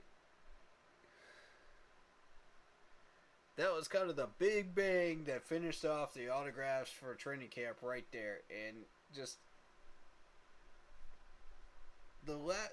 for last good measure, you know, with all of them that I've gotten this year, it's like, I came in there yesterday thinking, I'm bringing this mini helmet, and I'm saying, like, I just got this feeling I'm going to get a big name on this thing.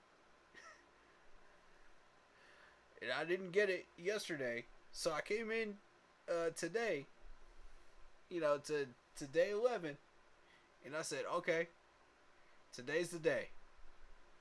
Today's the day. Somebody gonna sign this thing. I'm gonna get somebody big. CMC walks over there, and I'm like, there is no freaking way. There's just no way.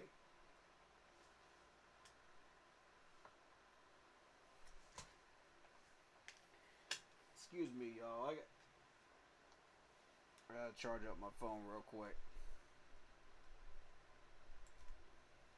But yeah, CMC walks over and I'm like, there's no way. Because if you consider, like, I had an opportunity to try to get one from him on Back Together Saturday. Because he walks over to our visitor side of the stadium. And we're sitting over there near the far right corner, you know, near the steps. And you guys have probably seen the videos of him walking over there. But I'm sitting over there and I'm going, there is no way. I did not expect that man to walk over to those steps that day. And Baker was over there too. Make no mistake about it, Baker was there too.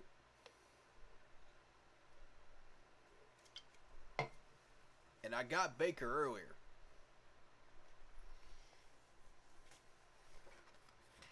I got Baker right here. Yep.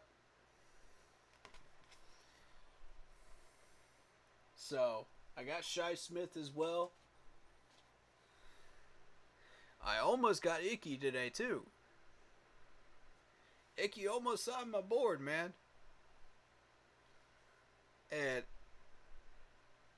I gotta say, thank you so much to all these players, man, that decided to come over to the fence. You know, whether I got your name on that board or not, I appreciate you, man. Thank you so much. It means so much to the fans out here, man, that are braving that heat, that are sitting there, you know, and just hoping against hope, you know, that some of these guys will walk over and sign something, you know, or hand you a pair of gloves or some cleats or a headband, you know, whatever it is, man.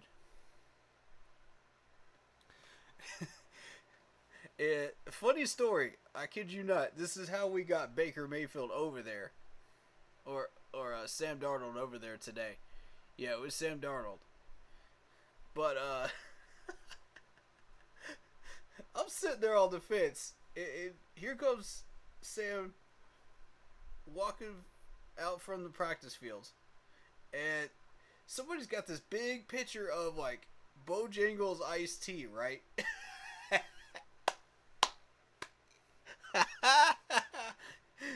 And they're just shouting, "It's bow time, Sam! It's bow time!" I love it. I absolutely love it. You know, those are memories, man. You're never going to forget that when you come out to training camp. You're just never going to forget that. That's beautiful. I mean, y'all saw the Oreos that that somebody gave one of the players to. And I know somebody gave Baker some Bojangles chicken too.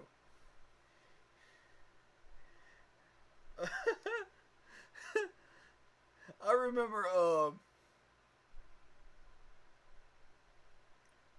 remember they gave Cam Newton a box of Bojangles back in the day. Y'all remember that? It was this big old like 8-piece box of Bojangles chicken. Sitting there dangling over the edge of the fence.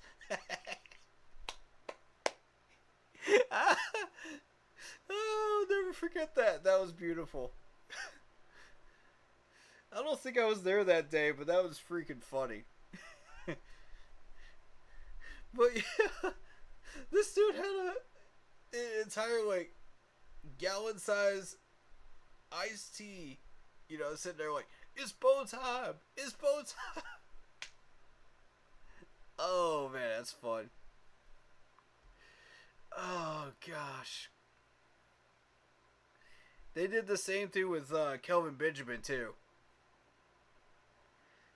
Y'all remember Kelvin Benjamin? People used to clown this dude for eating too much Bojangles chicken. Gaining like 50 pounds. Oh man. Y'all remember the first thing people said to Baker when he first came down here was, "Have you tried Bojangles yet?"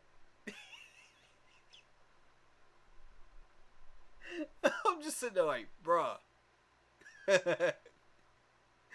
Y'all really gonna do my man like that? First day in Carolina, y'all really gonna do that? Y'all really gonna turn him into the next version of KB down here?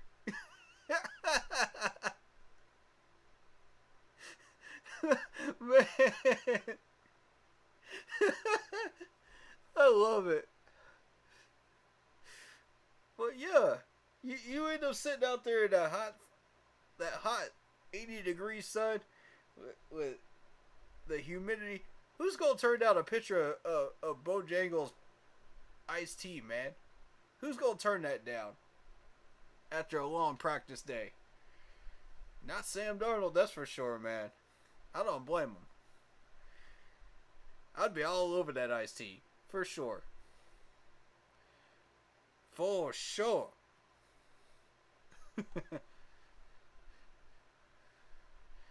Hey, shout out to, let's see. Shout out to Lot Poppy saying, "You're a beast grinding, bro." For sure, man, for sure. Gotta come out here and gotta grind, man. You know? That's what we do. With this channel. That's what we do, bro.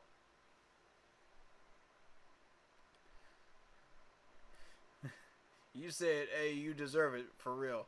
Thank you so much, man. I mean, honestly, I'm just another fan, you know, with a YouTube channel, you know, but I'm a humble guy.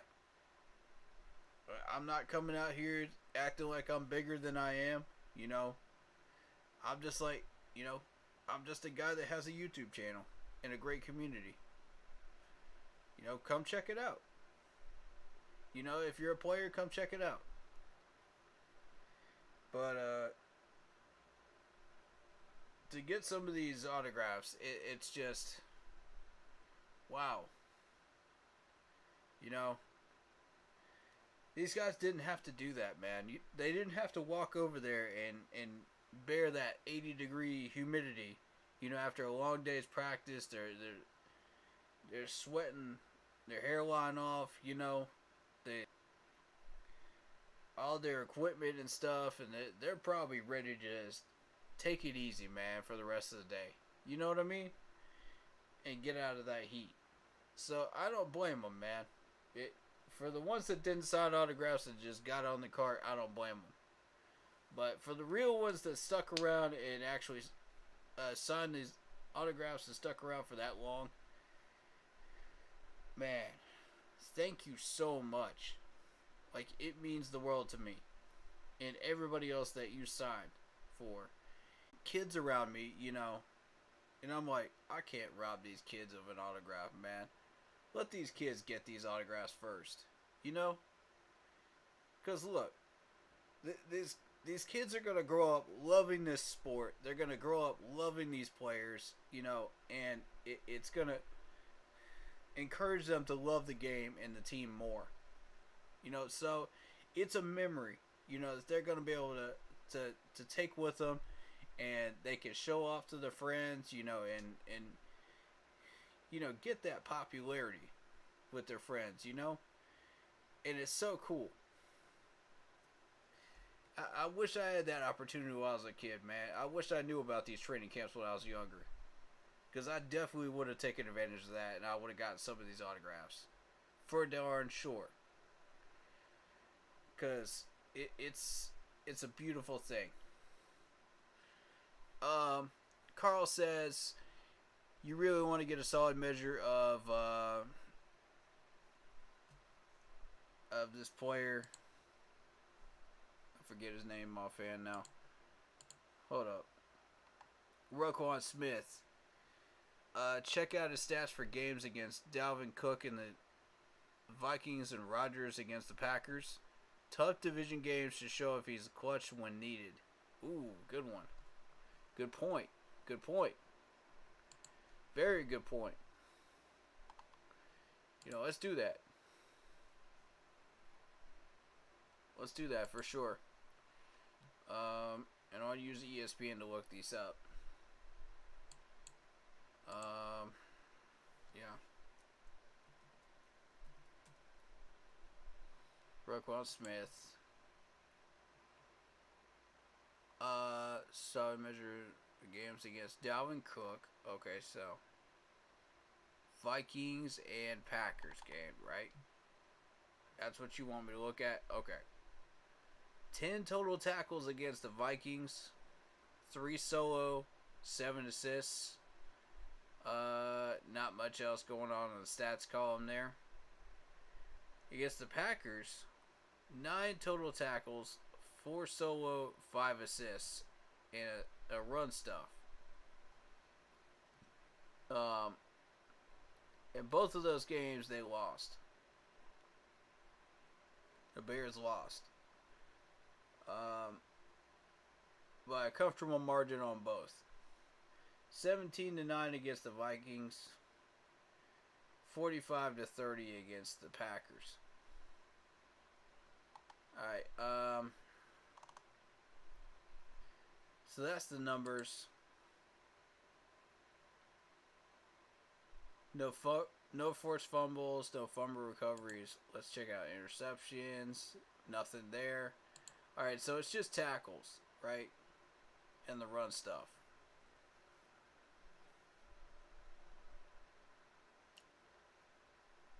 And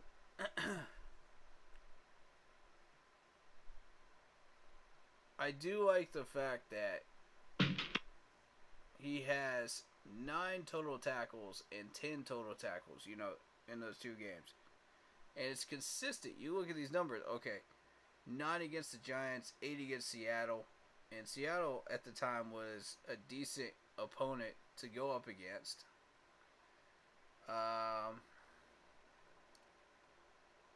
10 against Vikings, 9 against Green Bay. So, regardless of how many assists there are on that list, you're still looking at a consistent number here. And that he's played against the Vikings twice that year. 6 total tackles in the first game against the Vikings. 2 solo, 4 assists. And shared credit with another player for run stuff. So that's essentially what we're looking at. Now, for me, if I was going to make a move for him today, and somebody else actually brought up a good point. I think it was Jared that actually brought up this good point. So, shout out to Jared right now. Because he brought up a valid point. We got 4 quarterbacks right now. And PJ's going to end up on that practice squad. Plus the rumor of Sam Darnold being shopped around. Now, if Sam Darnold is actually going to get shopped around, it's going to be for a 5th round pick. Now, keep that in mind. Okay? Nobody really wants to pick up that last year option, though. That's the problem.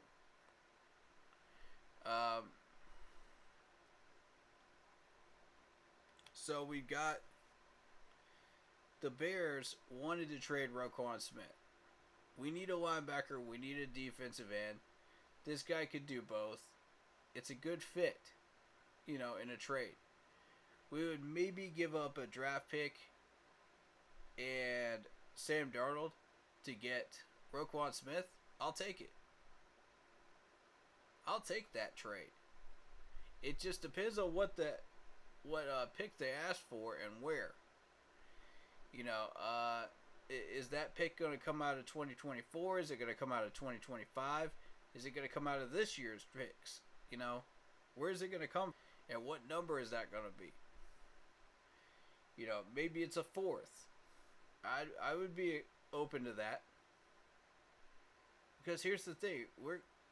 If we're being honest with ourselves here, wouldn't we already spend that 4th round pick on a linebacker anyway? Or a defensive end? That we say we need? So, that being the case, are you willing to move Sam Darnold and a pick that we're going to use on a linebacker anyway to pick up a solid, proven Bears linebacker who they've had a history of having good linebackers? Starting way on back with Brian Urlacher. So, I mean, we're talking about a franchise that has a good history of them. So, to me, this is a pretty good trade, I think, depending on what that pick is that we move with Sam.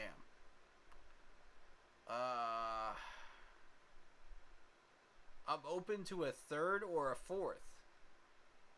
I don't want to go any higher than that, because that compromises our opportunity to get an offensive lineman. Or 2 offensive linemen, depending on how these cuts go.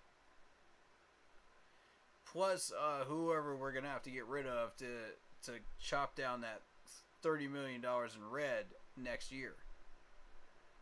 So, keeping all that in mind, this request for a trade does come at the opportune time for us. So my question is, how much money as well? How much are we looking at? That's why I was looking at his contract situation.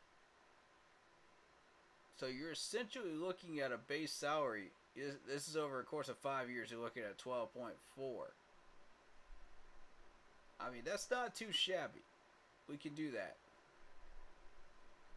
The cap number over a course of 5 years is 28.4. So you're looking at an average per year of 3.3 here in the first year, 4.1 in the second year, 5.1 in the third year, $6 million in the 4th year, 9.7 in the 5th year. So maybe we don't go as high as 5 years on a contract. You know, maybe we go 3 years and we just sit on about, I don't know, 6 or 7 mil total. You know, for those first 2 years, and have that end up being about 12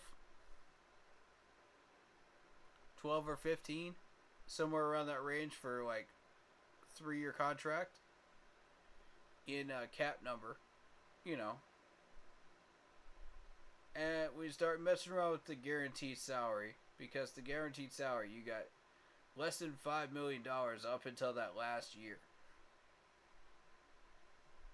And here's the issue that the Bears are going to be encountering, is that nobody's going to want to take that $9.7 million of guaranteed salary. Nobody's going to want that. You know, that's dead money for them. You know, if you cut them pre-June 1st. So, I don't know. It's an interesting situation, though. Do I like his numbers? Yes. Do I like his skill set? Yes. Do I like the trade opportunity that this presents? Yes.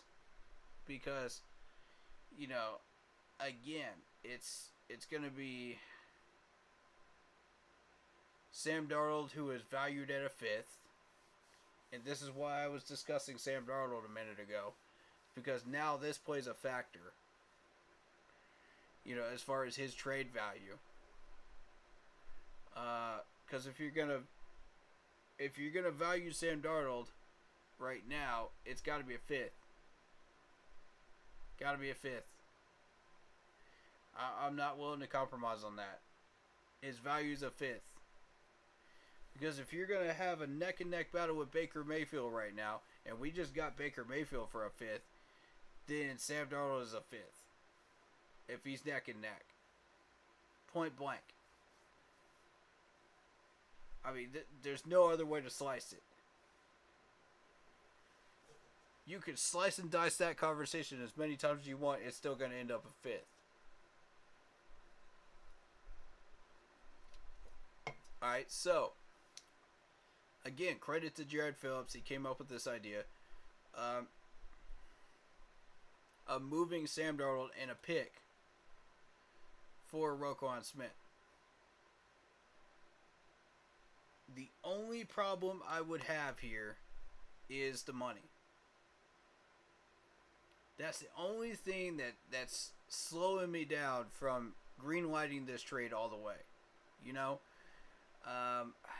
That 9.7 in guaranteed money kind of spooks me a little bit. I'm not going to lie to you. It spooks me a little bit. We got 21 mil right now in available cap funds. You know, if we were to use that, we would be down to 12 million in cap space right now.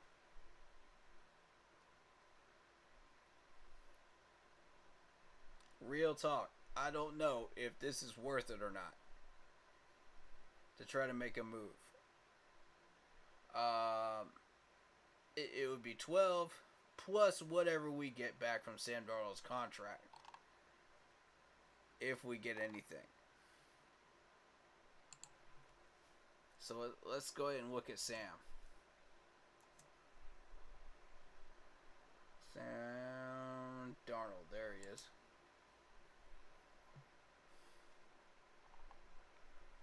So we got a 2-year deal on Sam Darnold. And look at the $18.8 million guaranteed money in that second year. That comes straight out of our cap, ladies and gentlemen.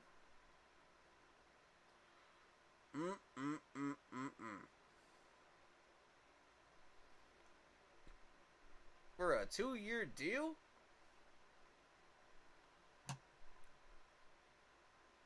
Ouch. No one's going to want to take that money, man. No one's going to want to pay that. So here's what you're going to have to do. You're going to have to ask for whatever team you trade Sam to cut that number in half. Just like we asked Cleveland to cut that number in half to get Baker. And I don't think any team's going to want to go for that. Even then, you're still paying $9 million out of this man's salary, even if you succeed with this. Okay? That's not a joke, man. And the interesting thing is, that's the same amount you would get value-wise out of a 5-year contract out of our guy Roquan Smith. Guaranteed money just for 2022. That's the amount that he's getting paid just for 2022. But Sam getting paid double for that last year. I mean, it makes no sense, man. It makes no sense. So if you can get the Bears to go for the half contract payment, like Cleveland did, I mean, maybe? I doubt it. I doubt it, man. I'm just trying to find hypotheticals of where this would work. You know, because the draft picks, I'm fine with giving up like a third or a fourth, along with Sam. That's fine with me. I'm down with that. I will continue to be down with that, you know. But that money's going to kill us, though. That money's going to kill us. Especially with that $30 million in the red next year. I don't know, man. Valuation. He's sitting right there at about $10 million in valuation. 10.3.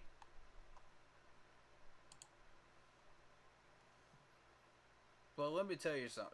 This is his numbers, okay? And I'm showing them on the screen right now. 2018, you're looking at 57% completed. 2019, you're looking at 61.9. 2020, you're looking at 59.6. And last year, 59.9. And I want to point out, this is the same exact level of talent on both the Jets line and our line. He did not come into a better situation. He came into an equal situation, but with better weapons. In an organization that actually cares about his future. You know what I mean? About actually developing him and trying to help him raise his ceiling and go further with his career.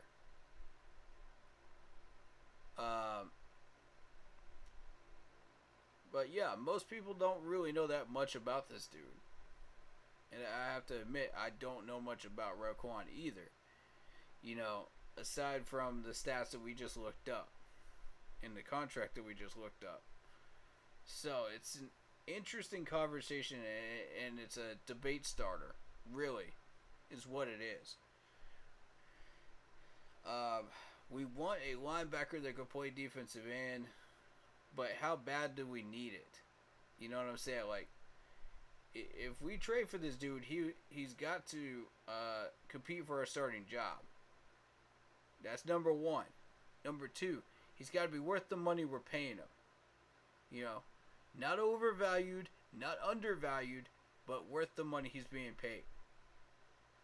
And number three, you know, it's got to provide that depth and complement Luvu on the other side.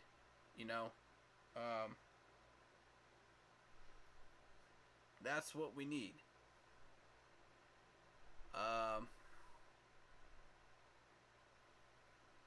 Predictions on quarterback gameplay in the Washington game. This is going to be an interesting one. I think it's going to be neck and neck. And the reason I say that is because it's been neck and neck all throughout training camp. You know, based on the way Matt Rule has decided to place these quarterbacks reps-wise, you know, ones versus twos. Sometimes he'll put Sam Darnold with the seconds. Sometimes he'll put him with the first. It's just been a running carousel right now. In a three-ring circus trying to figure out, okay, can we get any type of chemistry going? And it's tough to do that when you keep switching them every single day. It's like, come on, man. How are we going to get an idea? So, and granted, these guys have had decent protection.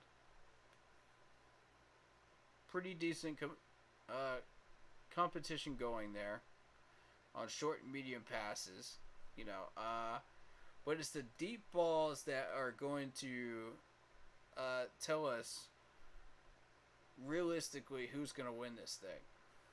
Because the deep balls have been the biggest struggle with the quarterbacks in the past few years.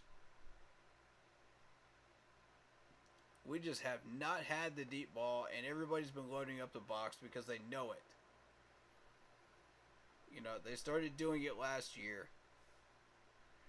A good chunk of that year after the Dallas game. The Dallas game pretty much told everybody, oh, hey, they can't throw a deep ball. Crowd the line. Crowd the box. We're gonna beat up on these quarterbacks, man. It's going to be... It started there. And then a few other teams picked up on it. Eagles, Vikings picked up on it. You know, the better ones on our schedule figured it out and just ran circles around us. And put heat on those quarterbacks. So the deep ball, now that we have an offensive line capable of protecting against these blitzes and protecting against plays that could keep us from getting those deep balls completed. Now we have that time back there. So let's find out which one of these guys really, really has it on the deep balls. That's one of the few things I'm going to be looking at during Fan Day when I watch these guys. Who has it and who doesn't.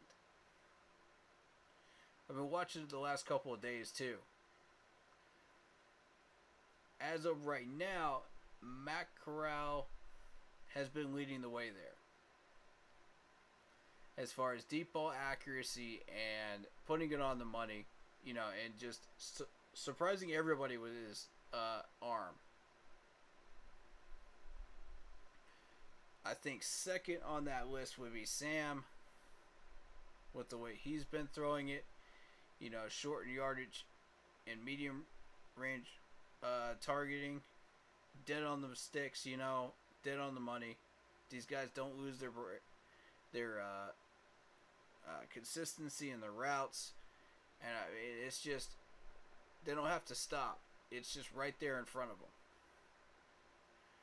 them. Baker's the one that I'm a little concerned with. Because I don't know. On the deep balls, I don't know, man. I've seen a lot of overthrows in the last couple of days from Baker. Now, people are going to say, oh, well, maybe that was Sam Darnold. Maybe it was. Maybe I got the jersey number wrong. But from my perspective, I saw a single-digit number on there. I mean, you can take that to be what you will. You know, so But that's what I saw. On the practice field closest to us.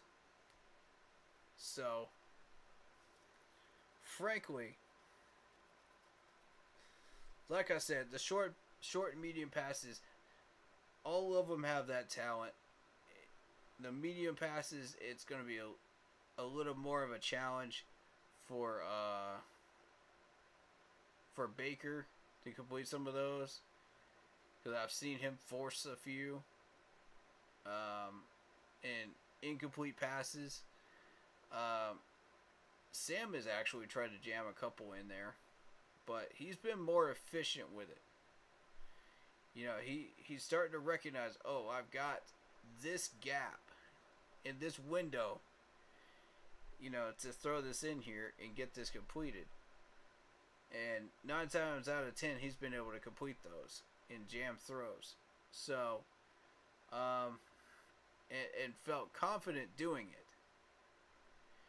Whereas with Baker, you're just like, I'm not entirely sure, but I'm going to try this. You know, so realistically, they're probably going to start Baker anyway. Based on, like, everybody that I've seen out there has said Baker has been outperforming everybody. But to my eyes, in my eye test, I've seen Sam Darnold win. You know, in the days that I've been out there. Granted, I've only been out there 6 days out of the 11 so far. So I've missed a lot. But at the same time, like, this just doesn't pass the eye test for me. I don't know what y'all are seeing, but that I'm not. But on the days that I've been scheduled for, I've been out there for, that's what I've seen.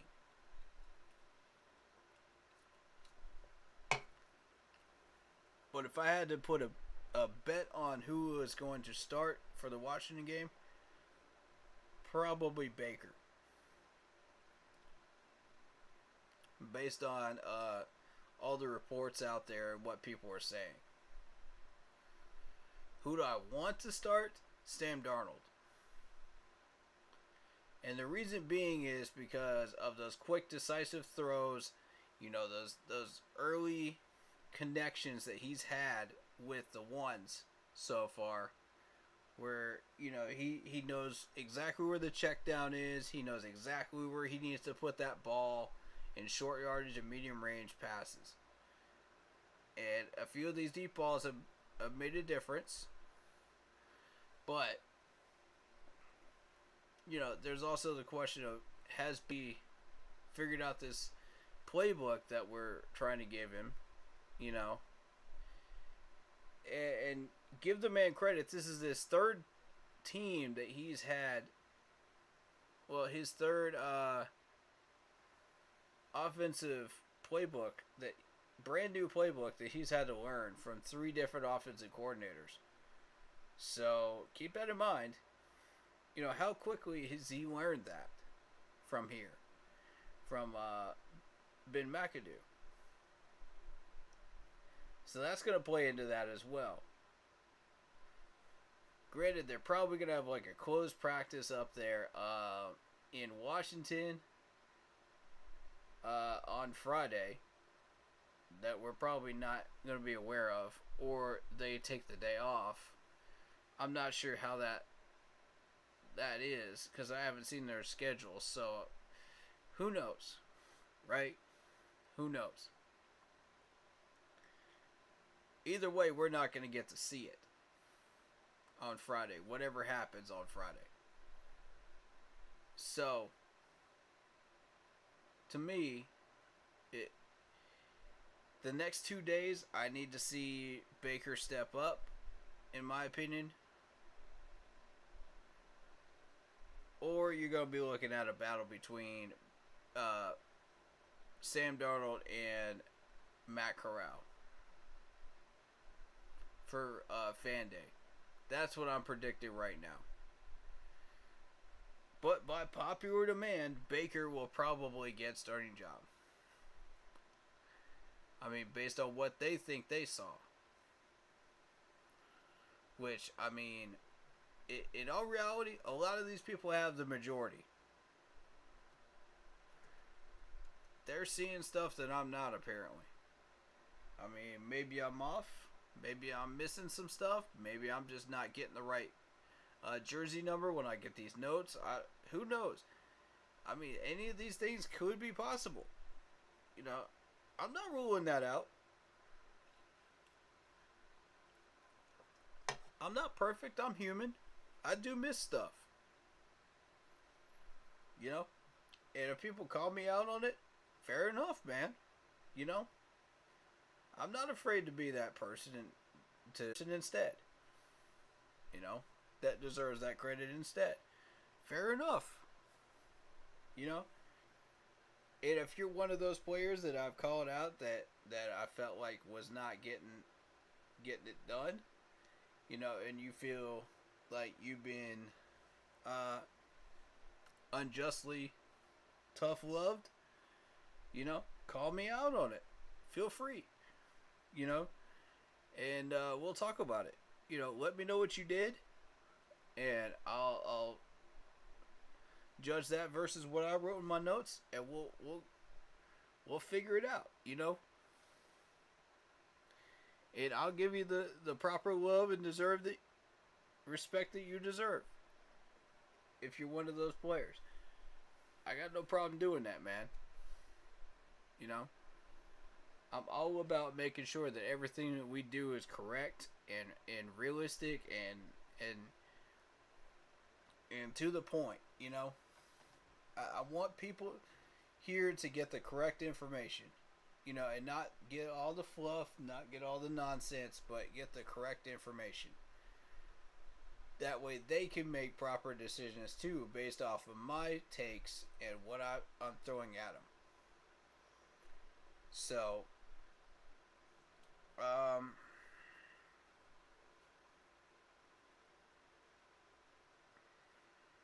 but yeah, last 2 days, Sam definitely won. To my eye test, Sam won. I've heard a few people saying Baker won and Matt Corral is looking real good with these long passes, and I'm like, I can't dispute the Matt Corral passes. Up on that train. I don't know about Baker winning though in the last couple of days though. I don't know about that one.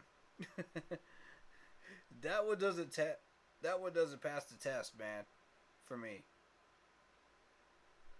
But again, different people see different things. And some people see what they want to see. So, and only what they want to see. There's those fans as well.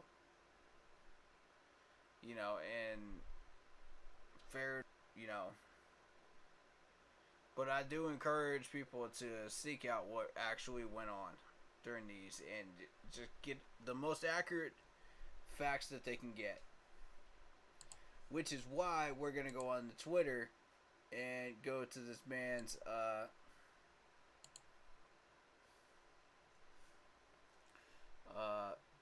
Twitter account and make sure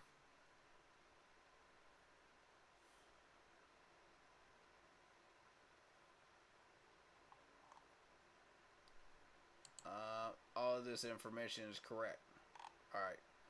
Plus, I want to know who actually got carted off today, too. So I don't know for sure who got carted off.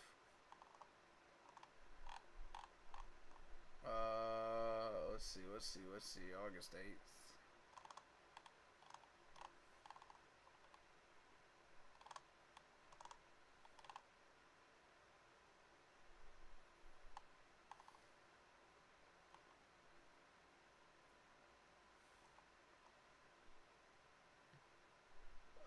Chief photographer shares his thoughts on the proper microphone etiquette. Then a stinging dissertation on kids these days. Oh, wow.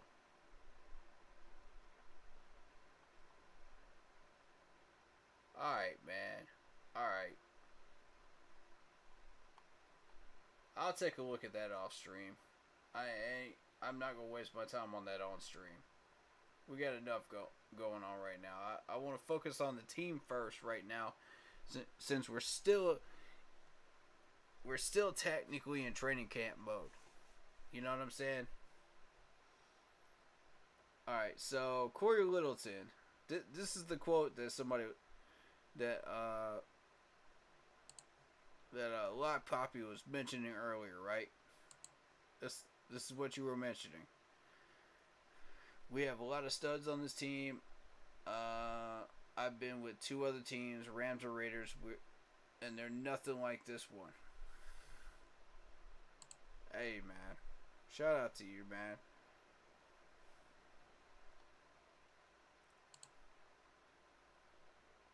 Yeah.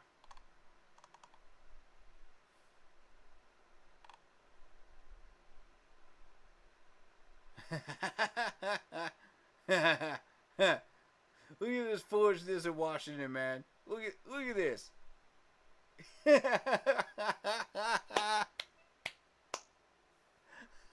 Bruh.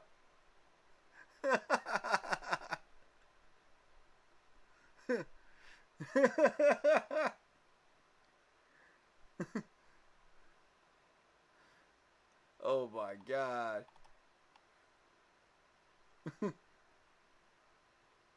Alright. Baker Mayfield and Sam Darnold are listed as co-starters for the first depth chart of the year. Co-starters. That's interesting.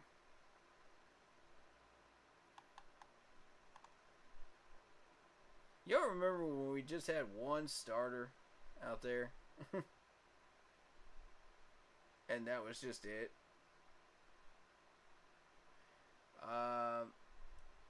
PJ is listed as the backup quarterback with Corral on the third team. Icky is listed as backup between Brady Christensen. Eflin and Bozeman are co-starters at center. I'm okay with that.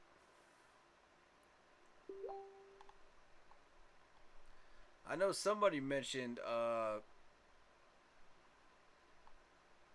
they were suggesting that Michael Jordan would be on the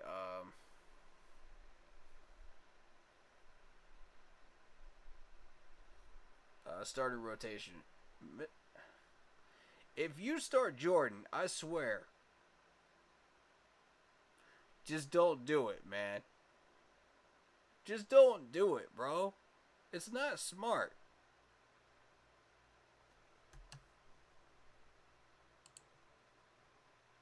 It's not smart. We saw what this man can do already. Okay, and it didn't end well. So if that's the rumor that we're running with, nah. I do not support Michael Jordan in any starting role this year.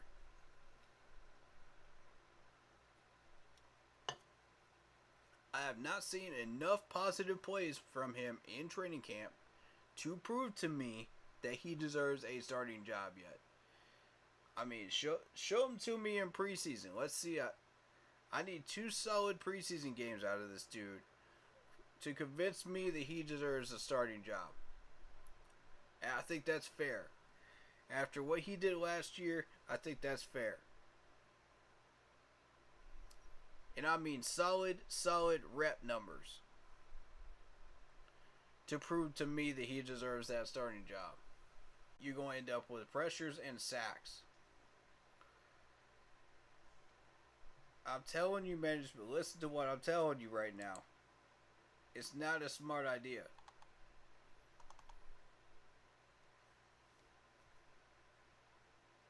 History will repeat itself, man. For real.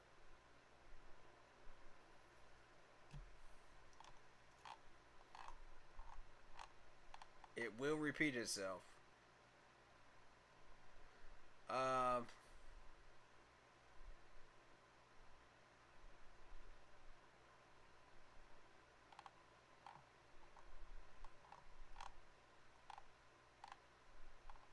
I was hoping for The 7-on-7s and 11-on-11s. So this is what I'm talking about right here. For anyone that's not aware. Darnold's drive with the 2s. There you go. That listing right there tells you exactly what happened and how it happened. That's why I'm starting to be very impressed with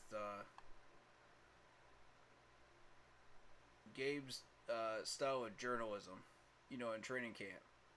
Because no one else is doing that. They're highlighting the big plays, and then they just don't care about all the small stuff that goes on. Such as the blocking the backs, the false starts. No one's calling them out on this stuff, man. No one's calling out the good plays like the first down by Richie, man. That's the stuff that I want people to start paying attention to in the media and calling this stuff out and giving these players proper due diligence. So if you're part of the media, man, please consider doing that.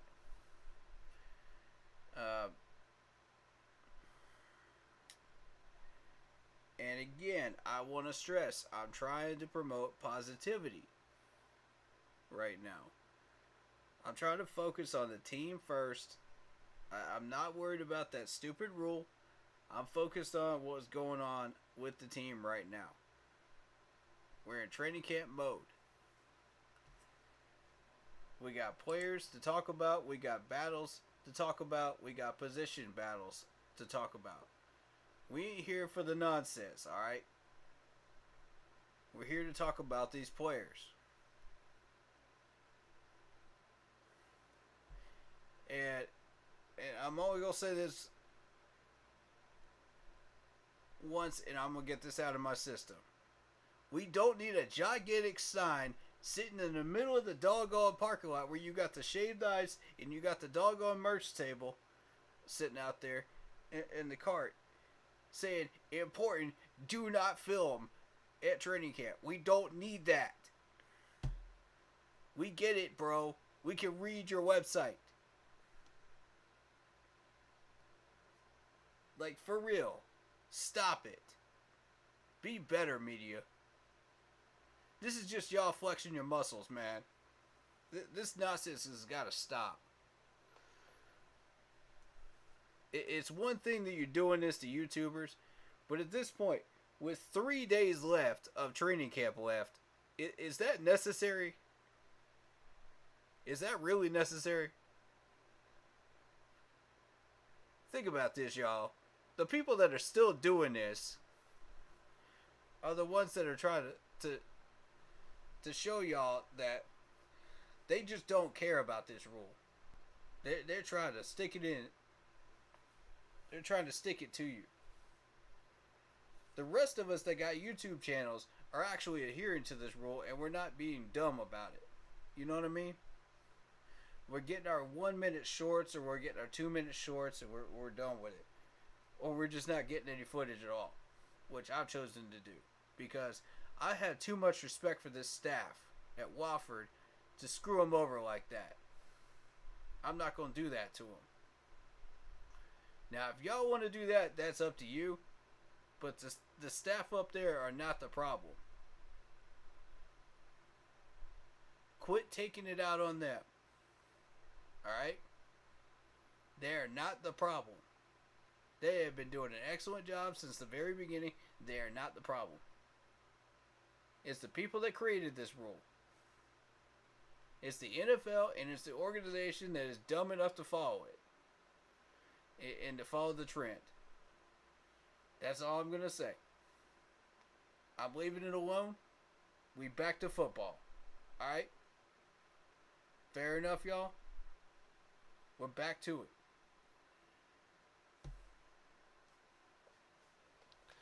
And I only went on that small tangent because I just felt like it was necessary to get that out of my system. Because I've been frustrated about that today and yesterday. I didn't say anything publicly yesterday. But y'all saw that post, though. Y'all saw both of those posts. This has been irritating me since day one.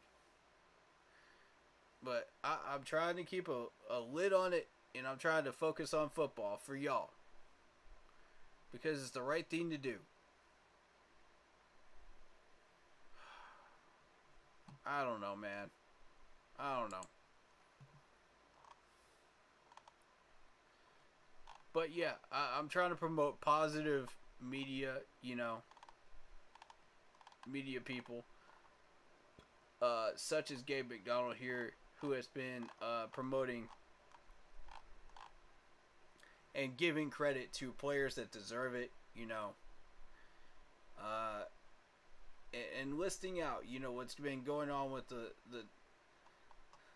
7-on-7s, the 11-on-11s, and physically taking these notes and put them on Twitter for us. And I mean, that is very generous. No one's been doing that, and I want to say thank you.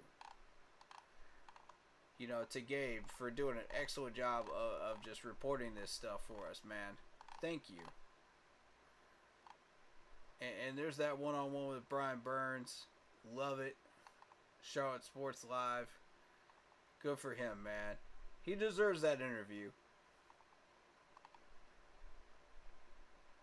These guys deserve these interviews. That are doing a good job, Oh, man, I wish I could get that autograph from Scott Fitter. Wow, man.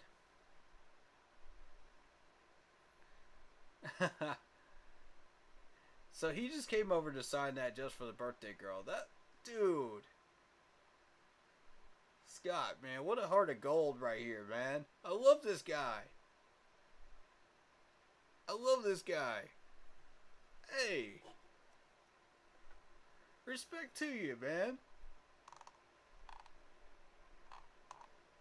Scott really does care about these fans, I'm telling you. He does.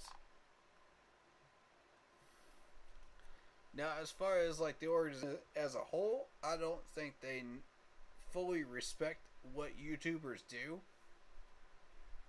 and why we do it, but,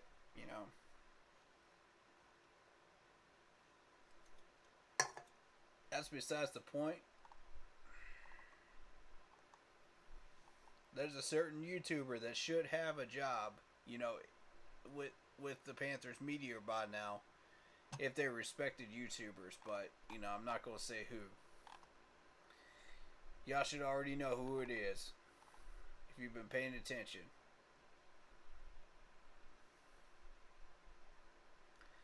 And see, this is exactly what I'm talking about right here. These August 6th tweets right here. Would have been a sack. And keep in mind, this is Sam Darnold with the 2s.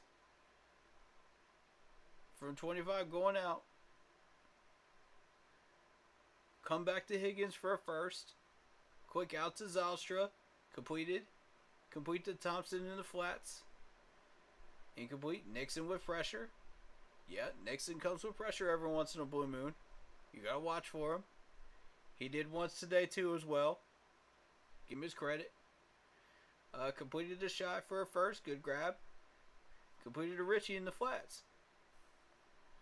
And yes, there was the interception by Tay Hayes, but still, look at this. 1, 2, 3, 4, 5 completed passes out of 7 before you had the interception. That's a solid outing right there. That's a solid drive. And yes, you did have the holding on Christensen. You had a check down to CMC. You had DJ first down, check down to CMC for first. And yes, there was the interception by Miles Hartsfield. So, but still, look at all these good passes before the interceptions happen. And, okay, I'll give you the delayed game. I'll give you that one. For all the Baker people, I'll give you that one.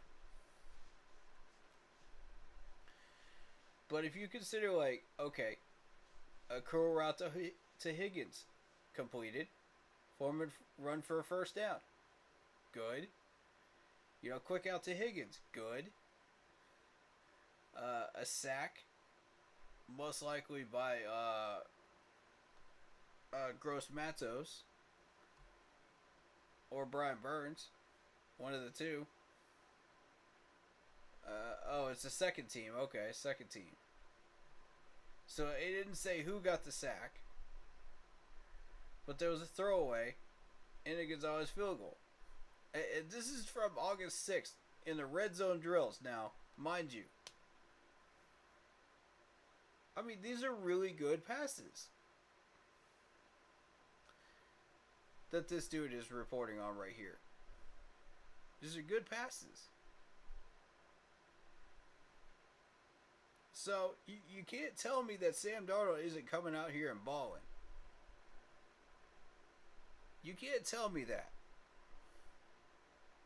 For all the Baker people out here that are thinking, oh, Baker's got this thing made. No.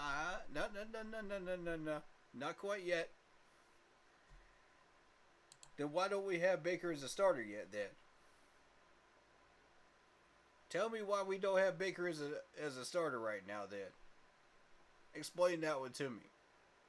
If y'all are that confident, let Baker earn it. In the next couple of days and in preseason, let this man earn it. Let him show you. For all the Sam Darnold enthusiasts out there, I'm trying to give y'all some life, man. Because, you know what I'm saying? Like, I've seen some throws, man. I like Sam. There's a lot to like. I'm not quite ready to give him the starting job yet, if I'm the head coach, but I mean, to my eye test right now, 60-40, Sam is in the lead. And I can't argue with the fact that Matt Corral has those absolutely rainbow passes. So what I would do is probably give Matt Corral some more reps and take him away from Baker. And still give Baker some quality time with the ones, but, I want to see more of Matt. I want to see some more rainbow passes, man. I want to see this dude just really fight for this job. If you want it, come out here out of the gate and fight for it. You got 2 more days, man. Come out and fight for it. Don't hesitate. Don't pass go. Don't collect $200. Come out here and fight for it. Don't act like you're automatically third on that depth chart. Go earn it, man. You want this thing, go earn it. You're still in it. You're still very much in it. And anybody that tells you different is lying to themselves. Because if you've been to camp and you've seen these throws, you can't deny it. And I think anybody that says this quarterback battle is over is... I don't know, man. I don't think it is, man.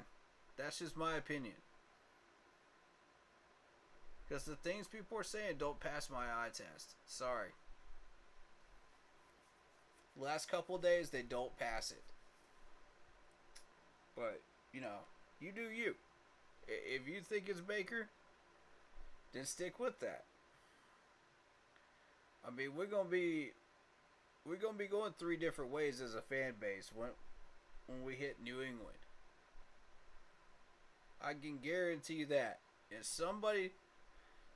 one of these 3 sides is gonna get pissed off because their quarterback choice did not win, and they're gonna get salty about it, and they're gonna cry about it. Well, I'm going to tell you something. Any of these 3 are not going to get it done and get us past 7 wins and make us a playoff team. We're still sitting at 7 as the ceiling no matter what we do. Unless we get that extra win against Tampa Bay. Unless we pull a magic hat, a rabbit out of the magic hat on one of these games. Can that happen? Well, let's look at our schedule. Where would this happen? Theoretically, if we were going to pull the rabbit out of the magic hat. Because, okay, let's be real. Cleveland's a win. Giants a win. Saints a win. 3-0. Okay, we start out with 3-0. We're going to be thinking we're high and mighty and back on top, and then we go into Arizona, and Arizona humbles us. We go into San Francisco, we get that win. We look good against San Fran. And then the Rams humble us again. Now, this is our opportunity on October 23rd against the Bucs. We're at home. We got the home crowd advantage. We got Mike Evans hurt. You know, we got the Buccaneers center and their guard hurt. This is our opportunity if we want to take it right here on the 23rd. You know, did we get what we want? That's the question.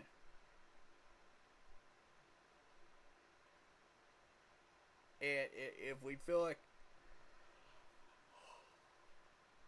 excuse me, if we feel like we're about to get shredded by Tom Brady after that first quarter, I suggest, you know,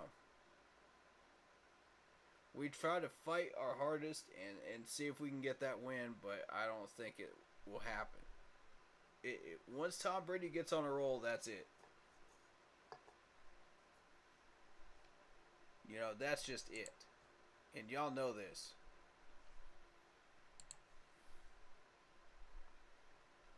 So,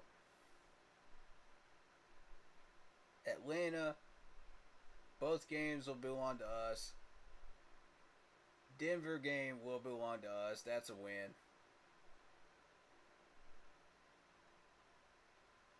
Seattle game will probably belong to us. That's a win. Detroit, yes, I see it. Sweep over the Saints, I see it. Alright, so that leaves Pittsburgh and Baltimore. Because we know we're not winning that Cincinnati Bengals game. We're not. Nah. That leaves one of these two teams, man.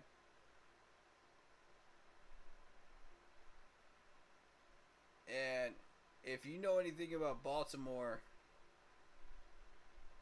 the Ravens are the toughest road team when they're trying to battle for a division title. I don't know if this is a winnable game in Baltimore. I don't think it is. If we can win it, prove me wrong. But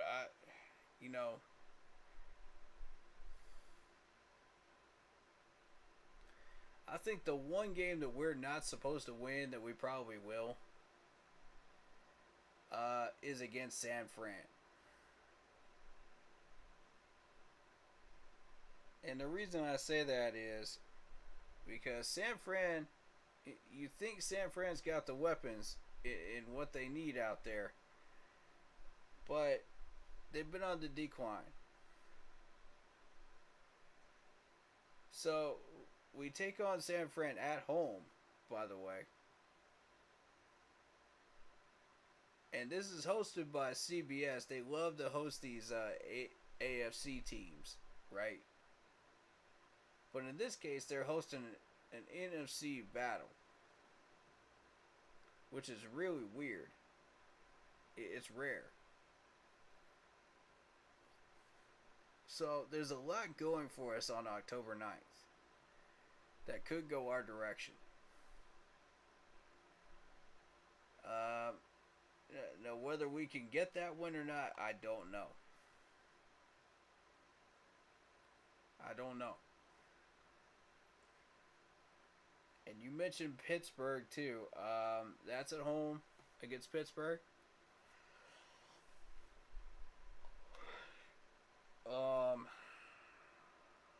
I don't know about that one either. Pittsburgh's been on the rise.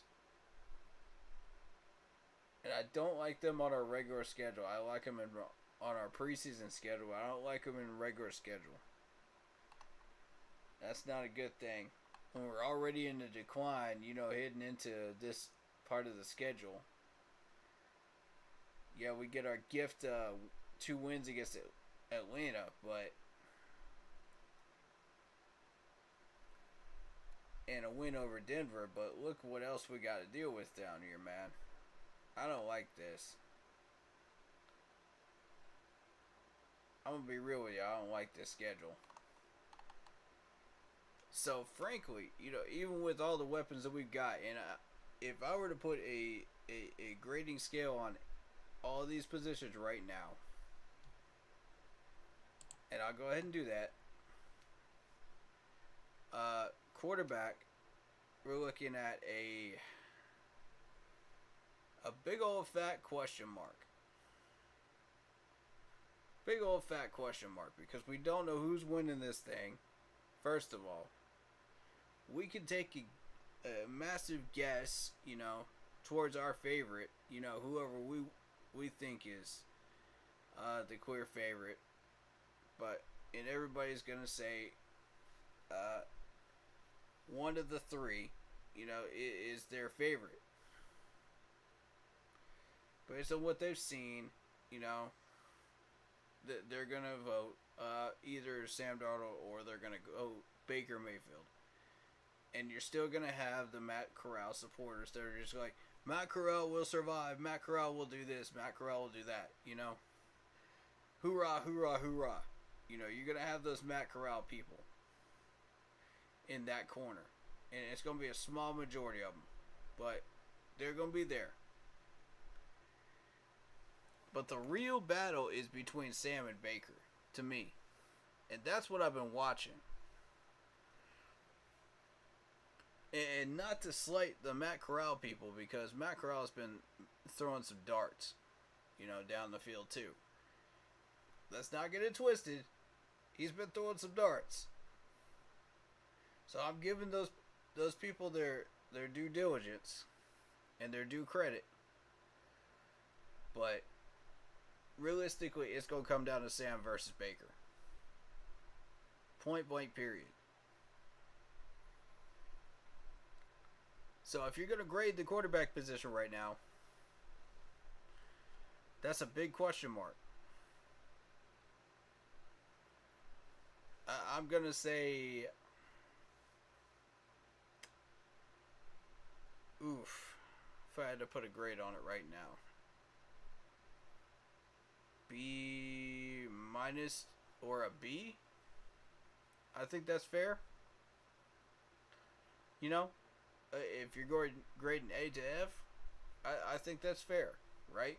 B minus or a B? Like, what would y'all rate it right now? Depending on who starts.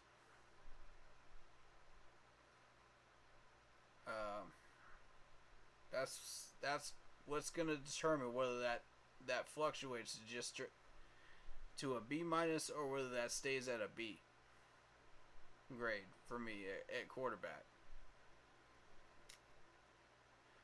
Running backs, definitely a B plus, maybe an A minus at this point, because I'm loving the running backs right now. I'm loving this running back room right now. I think we got some talented guys. And I want to shout out my guy, Spencer Brown, who's had an excellent camp. So you got to take his name into consideration too when you're talking running backs. It's not just TMC and it's not just Chuba. You got Spencer Brown jumping into this mess too. And that's your number 3, in my opinion. Clear number 3.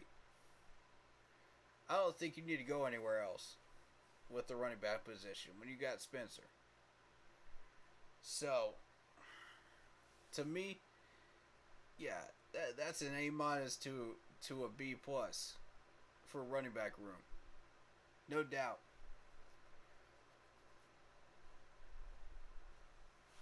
Heck, I might be tempted to give that a solid A minus because we got CMC back. He's healthy. I'm tempted to go that direction, but it'll be determined on whether CMC stays healthy, whether that stays at an A minus or not. But as long as he's healthy, oh yeah, A minus. No doubt, man. All right, so wide receiver room. That's a solid B plus right now. A very solid B plus. I love this wide receiver room and how competitive they are. I'm tempted to go A minus. I'm very tempted. Depending on, it's all up to Robbie. Whether that becomes an A minus or not. But right now it's a B plus. Only because of Robbie. If he starts balling out in his preseason games, it's showing all of us that he can catch again, I'll bump it up to an A minus. I think that's fair, right? That's fair, because this wide receiver room is just so competitive in this training camp, man. God, I love it. I loved watching that. It's got me pumped, man. It's got me hyped. I want to see all of these guys in action against Washington, man. I want to see everybody get a catch against Washington. Show me that, man. Now is the time to get that revenge against Ronnie Rivera because it doesn't matter. It doesn't count towards our overall record. It doesn't count towards our draft picks. Now is the time to go after that revenge if you want revenge against Ron Rivera. Don't do it during regular season when it kills our draft spot. Now is the time. When we got first preseason game, nobody's going to care. If you beat up on Washington now. And that's the point. It ain't for records. It's for the general respect of it, So, I just want to bring that up too. So, that in mind,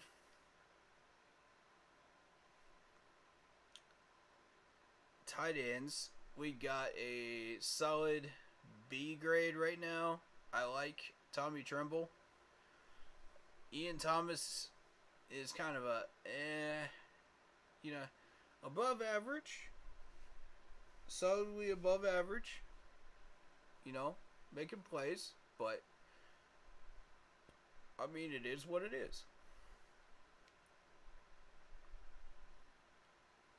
So I'll rate that a B for right now. They're not going to make that much of an impact on this offense, but, they'll get you your first downs. They'll get you your check down options, and they'll get you your run blocks and your pass blocks when you need them. No question about it. I like these two enough to confidently say that, for sure. Yes, there have been drops by both at least once a practice, but they do recover from it. So, can't fault them for that. They do recover, but I would like to see the next goal is don't drop them next time. Don't drop any, if you can do it. So that's the next goal. O-line. O-line is a big question mark right now because I'm grading the O-line as a whole.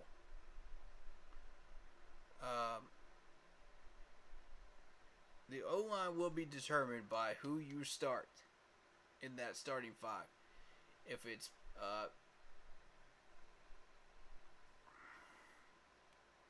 if it's Bozeman, Taylor Moton, Brady Christensen, Icky, and of course our favorite center or guard option over there, Eflin, I think, right? I mean, solidly, I think that's a B. That's a B. We got some good run blocking. Pass blocking, we got a little work to do. We got 2 more days. Let's stick it out. Let's dig in. Let's win those battles on the trenches. But O-line wise, I'm pleased with what I'm seeing with the back and forth. With the O-line and the D-line. So, solid B. And I'll wait for reports on that O-line. And we'll see how they do. D-line. Solid B plus right now. Real happy with how they're doing. But the pass rush could be better. Okay? Pass rush could be better. But generally, great run stopping. Good counter stops. Good stacks up the middle. Good awareness of what these plays are. Give these guys credit for that. Linebackers. B minus. I'm not seeing much out of them in training camp. And I need more. I need a lot more. Now, granted, it's a B minus instead of a C plus because of Luvu. Because Luvu's been making plays. The rest of y'all, I ain't seen nothing from. Show up. You got 2 more days. Show up. Ball out. Let's get some pass deflections. Instead of pass interference. I need pass deflections from you boys. Tighten up. These short passes are too easy. They're getting too many of these little easy dump down, warm, gooey pie, easy passes over the middle, for a short yardage gain. I need that to stop.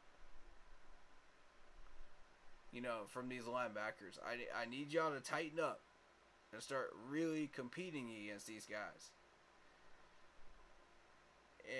And here's something that highlights that, and this is how you connected to that drill earlier that I was talking about. The lateral move out, run, and pass deflect that nobody seemed to be successful with the linebackers, except for 57. Give 57 credit for it. That's why you're not seeing any pass deflections except for Luvu. That's exactly why. Because these guys are struggling with that, man. They're not quick enough to get to these balls to knock them down off their runs. Because you got to go out, cut, go back, knock it down. And granted, these are linebackers,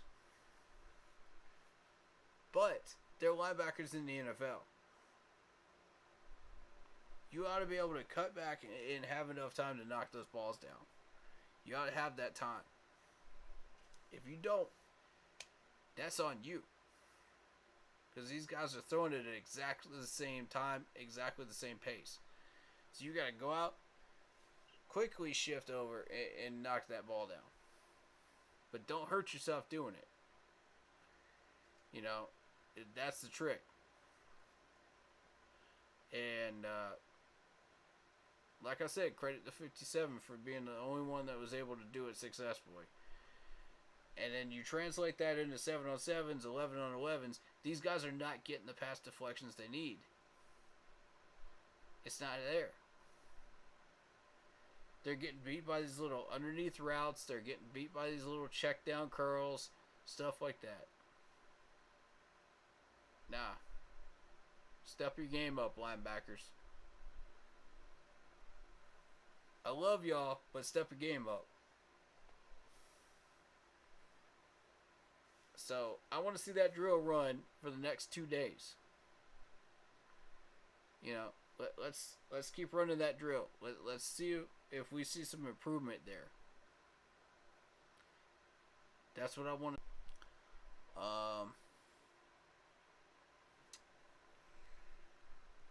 We got the DBs. DB room is A- right now. A- for sure. A- DB room. Excellent crew. I'm seeing pass deflections. I'm seeing interceptions. I'm seeing everything I need to see out of these DBs. And that's a credit to Steve Wilkes and his coaching right now. Excellent job. I'm going to give that a solid B to B plus right at the moment. And it's a tough B plus to give them. You know what I mean? It's a tough B plus because I have seen some pass interference plays, but I've also, and I've seen these players get burnt at safety position, but I've also seen some interceptions. So I'm kind of on the fence as far as how I feel about these safeties at the moment. But right now, it's 70-30 going in the right direction. So, because the coaches were focused on trying to get turnovers and create turnovers, and I feel like the safeties have been doing that, so give them credit. Plus, Sean Chandler actually stepped up and made a play. How often do you see me make anything positive to say about Sean Chandler? I mean, come on. How often? It's like, that's so rare, man. It's like winning the Powerball at this point. So, I need to see a little bit more before I can officially rate them any higher than a B minus, a regular B or a B plus. I need more. Special teams, A. Flat out A. I'm pleased with it so far. The only thing I got left to look at in special teams is the kick returns and punt returns. That's it. Our lines are disciplined. We're not going to cause penalties there. We're not going to do all that silly nonsense. Special teams are great, man. That's an A. Overall, this team is looking at a B to a B plus rating this year as a whole, as of right now. Now that could change if certain stipulations are met, to where I would be willing to give a solid B plus if certain stipulations were met. But right now, B, somewhere in between a B and a B plus as a unit. And that's not including coaching. Coaching is a C plus, and that's a very generous C plus.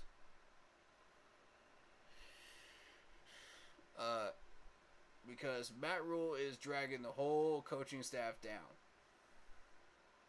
Straight up, he is.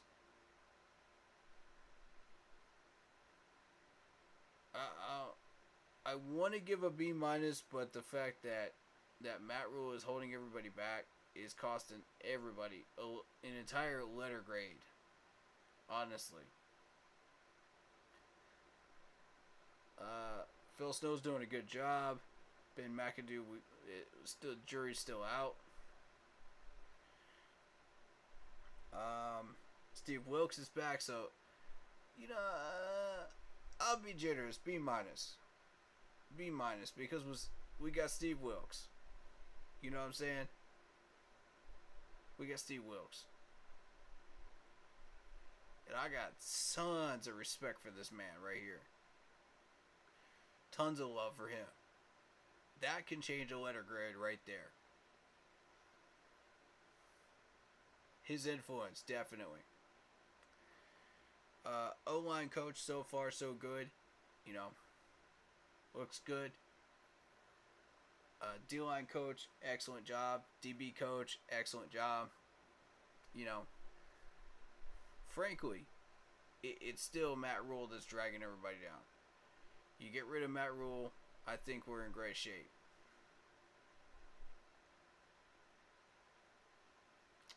And that's where we're sitting.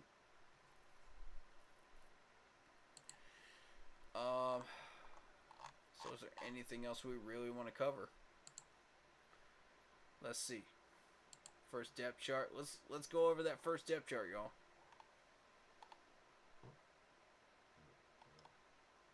Alright. So we got Icky is listed as the starting left tackle. We got Pat Elflein.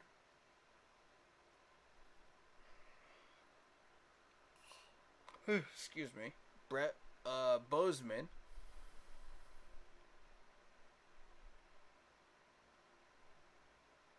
Sitting behind him.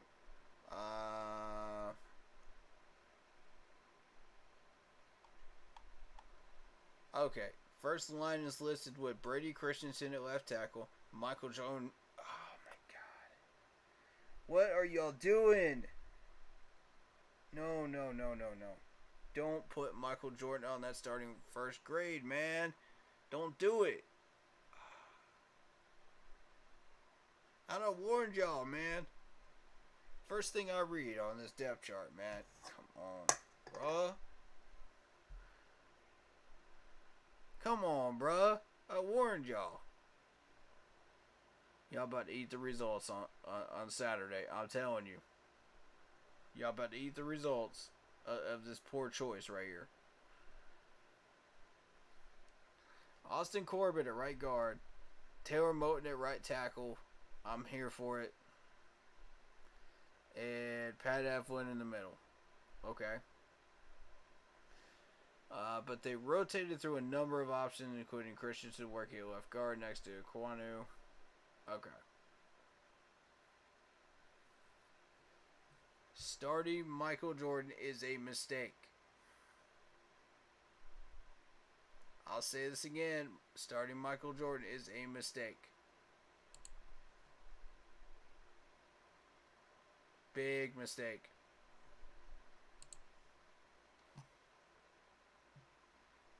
You're going to wish you didn't do it.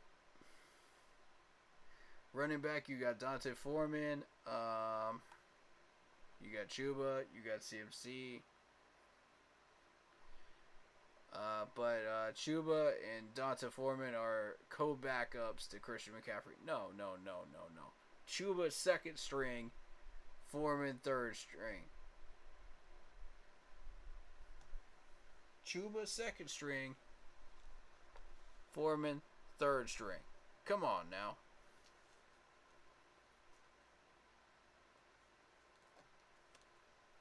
And I want Spencer Brown battling for that third spot. I want him battling. I want his name mentioned, man. Give this man his respect.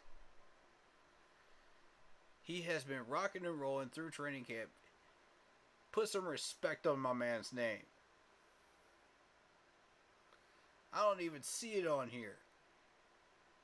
What is this? Lordy, man.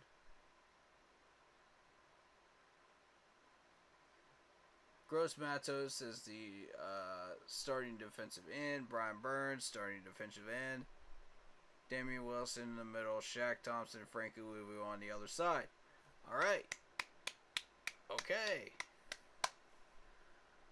we got Louvu finally getting his due time up there, man. Yes. Thank you. Louvu deserves it, man. He's been putting into work. You better give this man first team reps. You better. As thin as we are, you better. Alright, so That's Damian Wilson in the middle, Shaq Thompson on the outside, and Lubu on the other side. Yes, sir. Let's see it.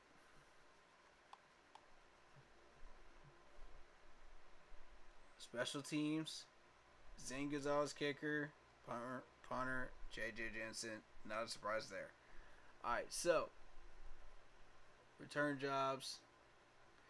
You got Andre Roberts listed for both kick and returns, followed by Shi Smith and C.J. Saunders.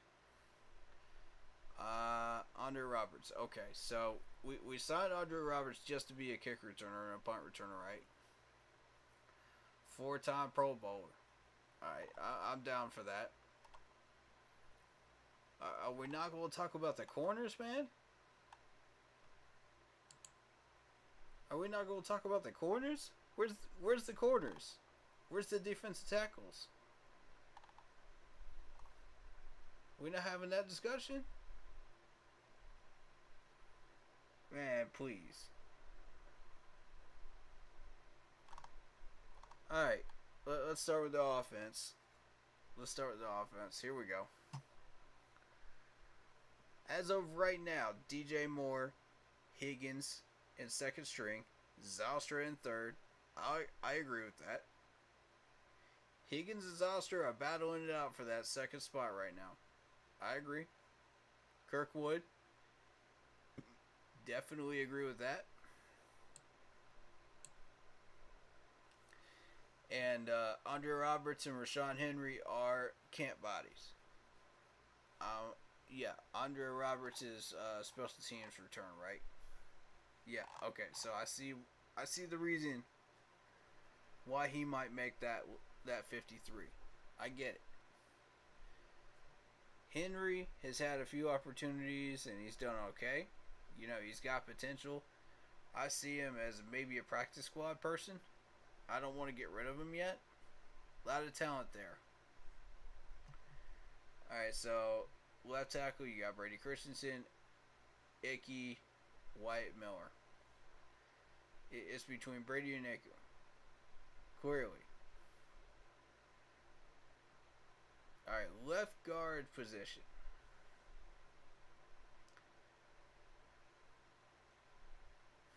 Michael Jordan, Dennis Daly, and Deontay Brown. What in the world are y'all doing at guard position right now? What are y'all trying to do to us, man? You trying to get a quarterback killed? You don't put Michael Jordan as a starter left guard. You don't put Daly at second string. One of these two needs to go. They need to be cut. They don't need to be in first and second string. They need to be cut. This is ridiculous. Now, I'm not saying that Deontay Brown is ready, but one of these two guys needs to get cut. I'm getting a little annoyed with that right there. That's not good. You gonna find out. Mess around and find out. That's all I'm gonna say, Matt Rule. Mess around and find out. The results will speak for themselves. Alright, Pat Eflin, Bradley Bozeman,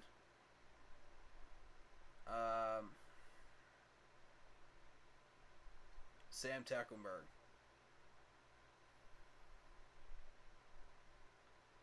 That's first team reps. Pat Eflin and Bradley are sharing first team reps right now. Sam Tackleberg, second string reps. I have no problem with that one. Corbett, right guard. Mike Horton, Cade Mays. I'm okay with that for right now. Give Cade Mays a year, he'll beat out Horton. Easily. That will not stay that way. I guarantee it. Alright, Taylor Moton, Cameron Irving, Austin Pleasance. Yeah. Taylor Moton's got this. Trimble, Steven Sullivan, Richie, Josh Babbitts. Now, because Richie is listed as a tight end, I want him in second slot. Sullivan can go third slot. That's fine. But I want Richie in second slot. He's done enough to convince me he deserves it. Ian Thomas, right tight end. Obviously. Colin Thompson, Jared Scott. Neither one of those two have really impressed me. Robbie Anderson, TMJ, Shai Smith, CJ Saunders, right, and then Rambo. Yeah, I agree with this. If TMJ gets healthy and comes off that PUP list, I completely agree with this. That's the order I would have him in too. You know, assuming you're keeping Robbie Anderson. Robbie with an IE. Man, honestly, I got love for you. But I don't really care how you spell your name. Just catch the ball, man. That's what matters. Come out here and ball out, man. That's what matters. If you want us to call you Robbie with an IE, that's cool. You know, ball out though. Make people put respect on that name. However it's spelled, make people put respect on it. Again. Make people throw out those false narratives, man. Come out here and ball out. Alright, CMC, Dante Foreman, Chuba Hubbard. I feel like Chuba has beaten out Foreman at this point. And it's more so Dante Foreman and Spencer Brown for that third spot for me. I would go third spot between those two. Bradwell, I don't know much about. John Lovett, haven't seen him. Alright, so quarterback position, you got Baker and Sam in a first string. PJ Walker over Matt Corral. Matt Corral is third.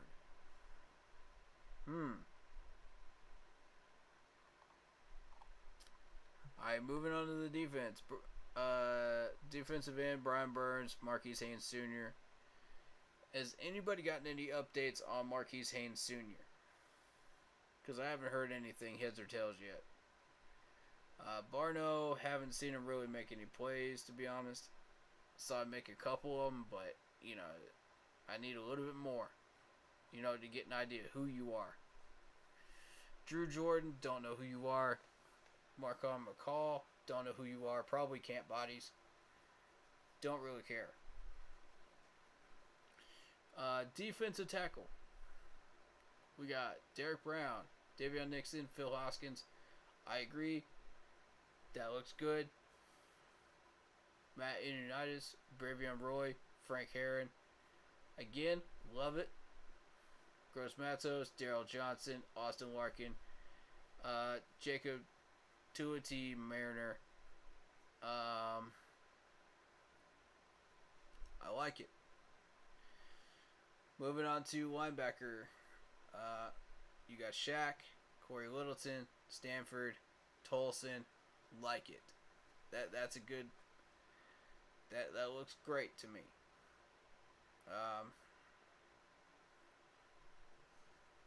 Middle linebacker, Damian Wilson, Kamal Martin, Mobley. I like it. I don't see Mobley making the roster. You know, I don't see Tolson making the roster. I don't see Mariner making the roster. Moving on down to Frankie Louvu, Brandon Smith, and Aaron Mosby. I like this. Frankie Louvu finally getting those first string. Yes, sir, Louvu. Put some respect on my man's name. Frankie Louvu. Hey. And I like Brandon Smith. I think he's got a lot of potential there. I don't think Mosby is going to stay on this roster, to be honest. Just me. I don't think Tolson will either. To be real with you. I don't think, neither one of those two. We'll come back to the corner room because that's a complicated one. Alright, free safety. We got Jeremy Chin, Sean Chandler over Kenny Robinson. Now, y'all know how I feel about this. We did the same nonsense last year where we put Sean Chandler into a situation where he does not belong, and it cost us 24 points total throughout the year. Why in the world are we still entertaining this? Okay, clearly Kenny Robinson is better at coverage. I mean, it's been proven. Why are we still doing this? I don't get it. So Xavier Woods, Justin Burris, Miles Hartsfield, Sam Franklin Jr. Okay, I like that.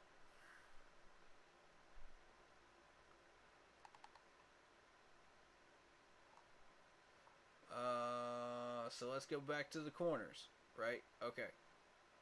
Starting out on that right side, we got J.C. Horn, Keith Taylor, Kellen Barnes, Stanley Thomas Oliver, and Tay Hayes, who's a camp body. Honestly, camp body. So it's going to come down to Kellen Barnes and Stanley Thomas Oliver for that third position right there. Which Stanley Thomas Oliver is going to win that because he's got more experience. He's been on this team for a little longer. So technically, I think Stanley will get that spot. But I agree, J.C. Horn, Keith Taylor, yep. Finally, we got Dante Jackson, followed by C.J. Henderson, Chris Westry, Madre Harper, Duke Dawson, Devin Jones. That's fair. That's fair. Westry has made some plays, so he deserves to be over Harper and the two guys that we just signed. I'm on board. Do I like kick returner Andre Roberts, Shi Smith, C.J. Saunders? Yes. And, of course, I like the punter, Hacker. I like Zane Gonzalez. I like J.J. Jensen. Let's see if we can get that man his record. His franchise record, man. Of the most games that he has played in. And started in. Let's get that man his record. Overall, it's not a bad depth chart.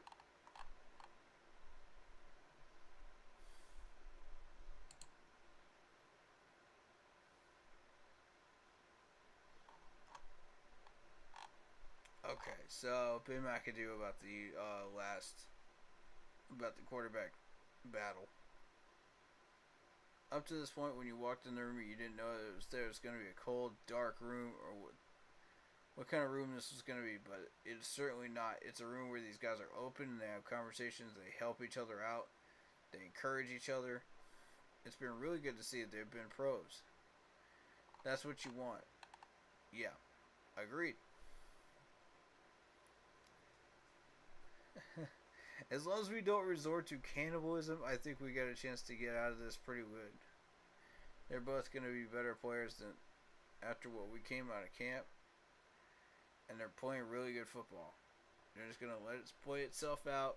I think the worst thing you can do is rush a decision. Let's just have some patience. I agree.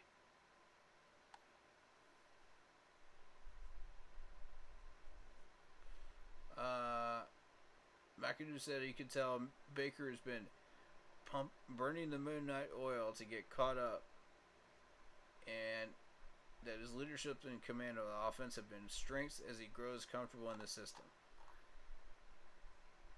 Cool.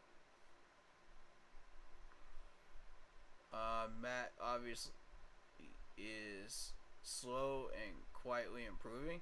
Reps have been hard to come by, but that's part of the game. That doesn't mean he's not improving. He's improving. He's seeing the bigger picture a lot better. We need to continue developing it. I agree.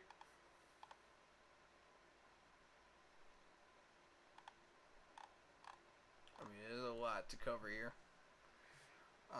You can read this yourself on the Panthers website. That's all I really wanted to cover there.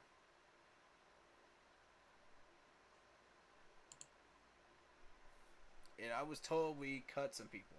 So let's see. Let's see if that's true.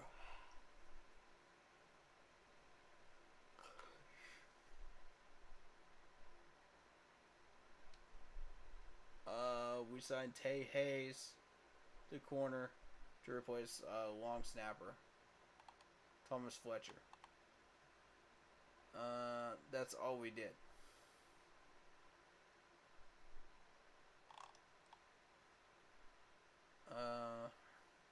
Was there an injury? Who got injured today?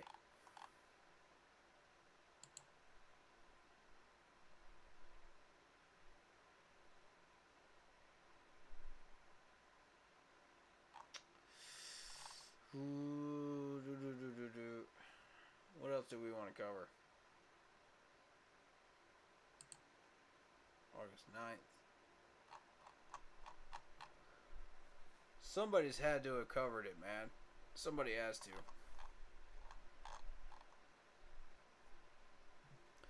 Yep, it was Ian Thomas. I knew it. Oh, thank goodness. They have him sitting up, and now he's on his feet. Okay, cool.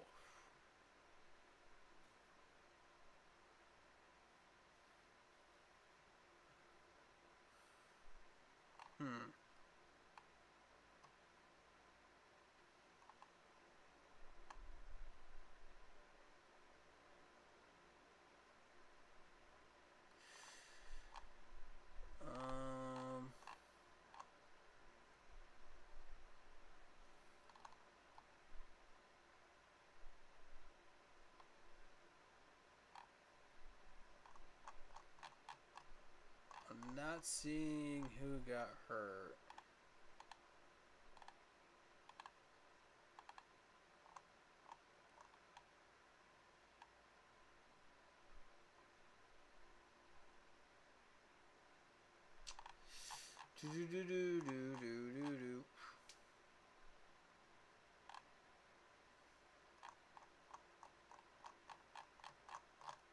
Yeah, I want to say it was Ian Thomas because the best I could get was either a 20, an 80, or a 30 off that jersey.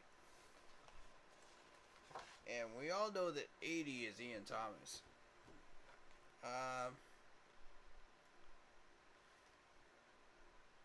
30 is Chuba, so we know it's not him.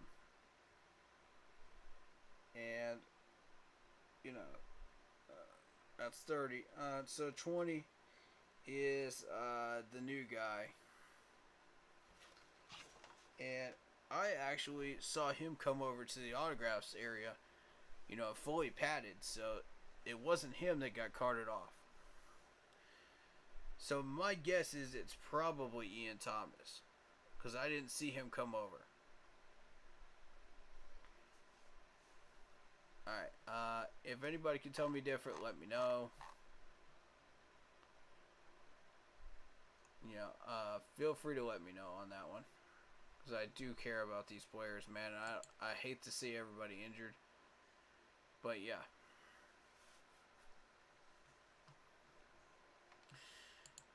Anybody, is there anything else we need to focus on?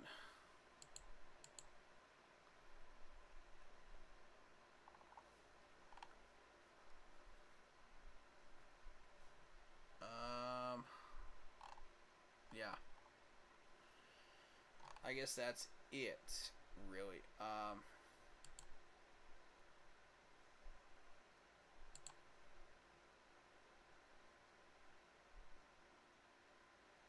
Alright. Alright, so FanFest coming up on Thursday. You will most likely see a driving stream from me on the way up to Charlotte for about probably 2 hours, hour and a half driving stream up to North Carolina. That'll be open topic.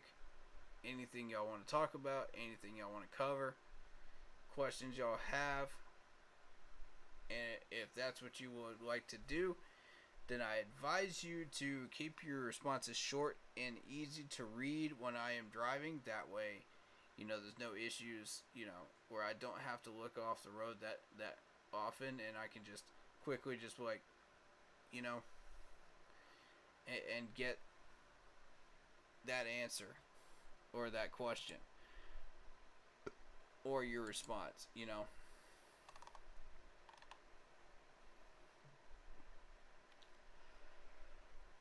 The magic is calling you to a celebration 50 years in the making.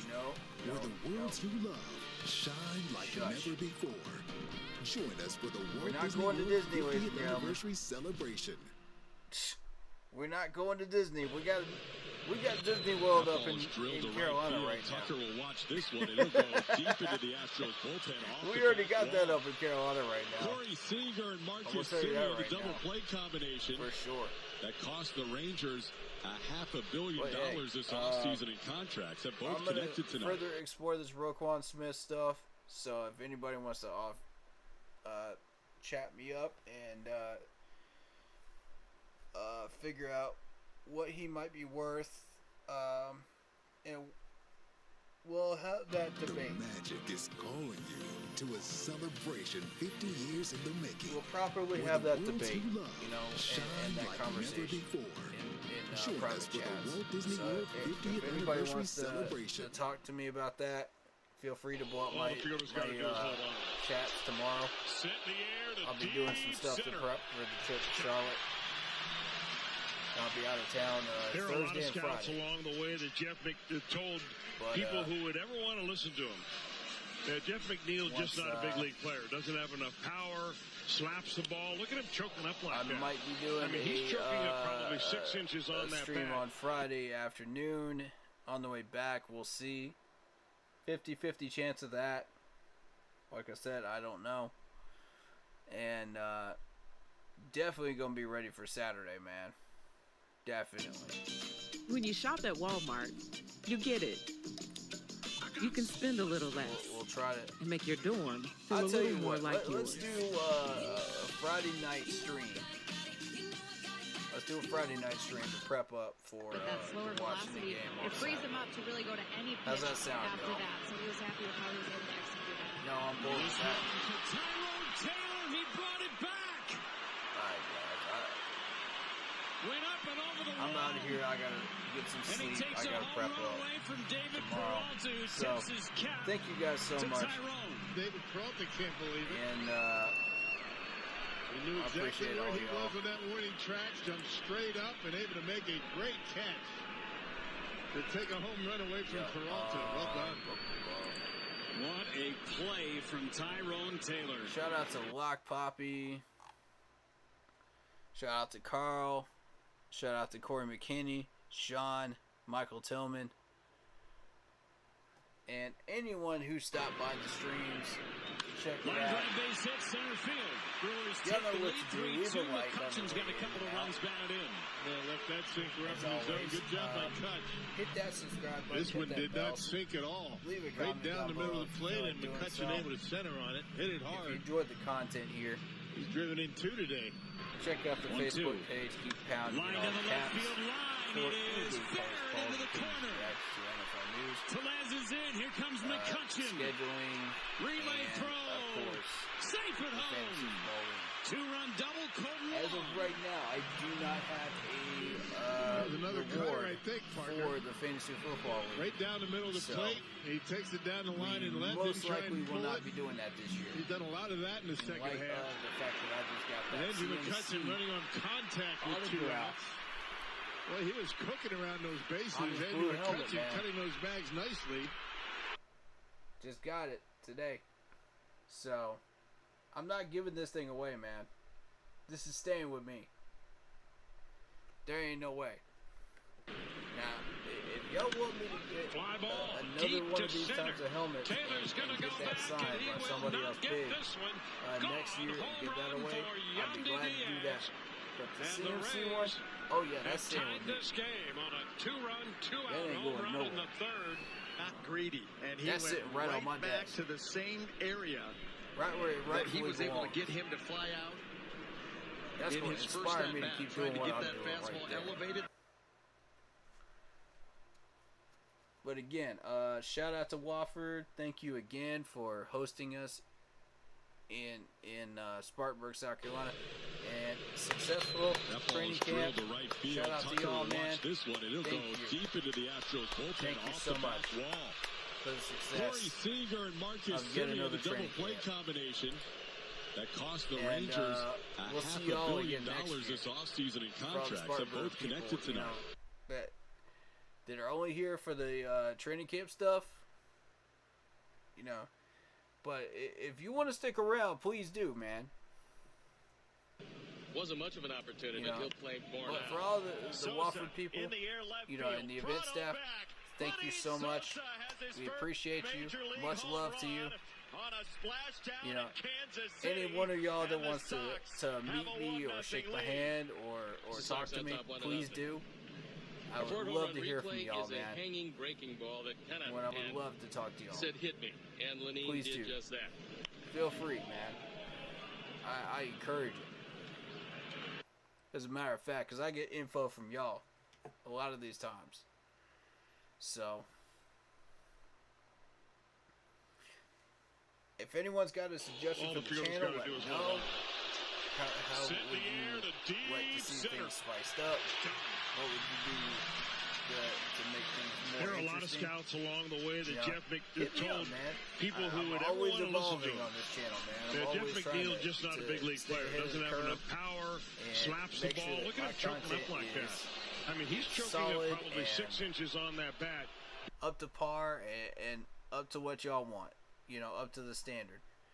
And the fact that those numbers are only going up is a good sign, man.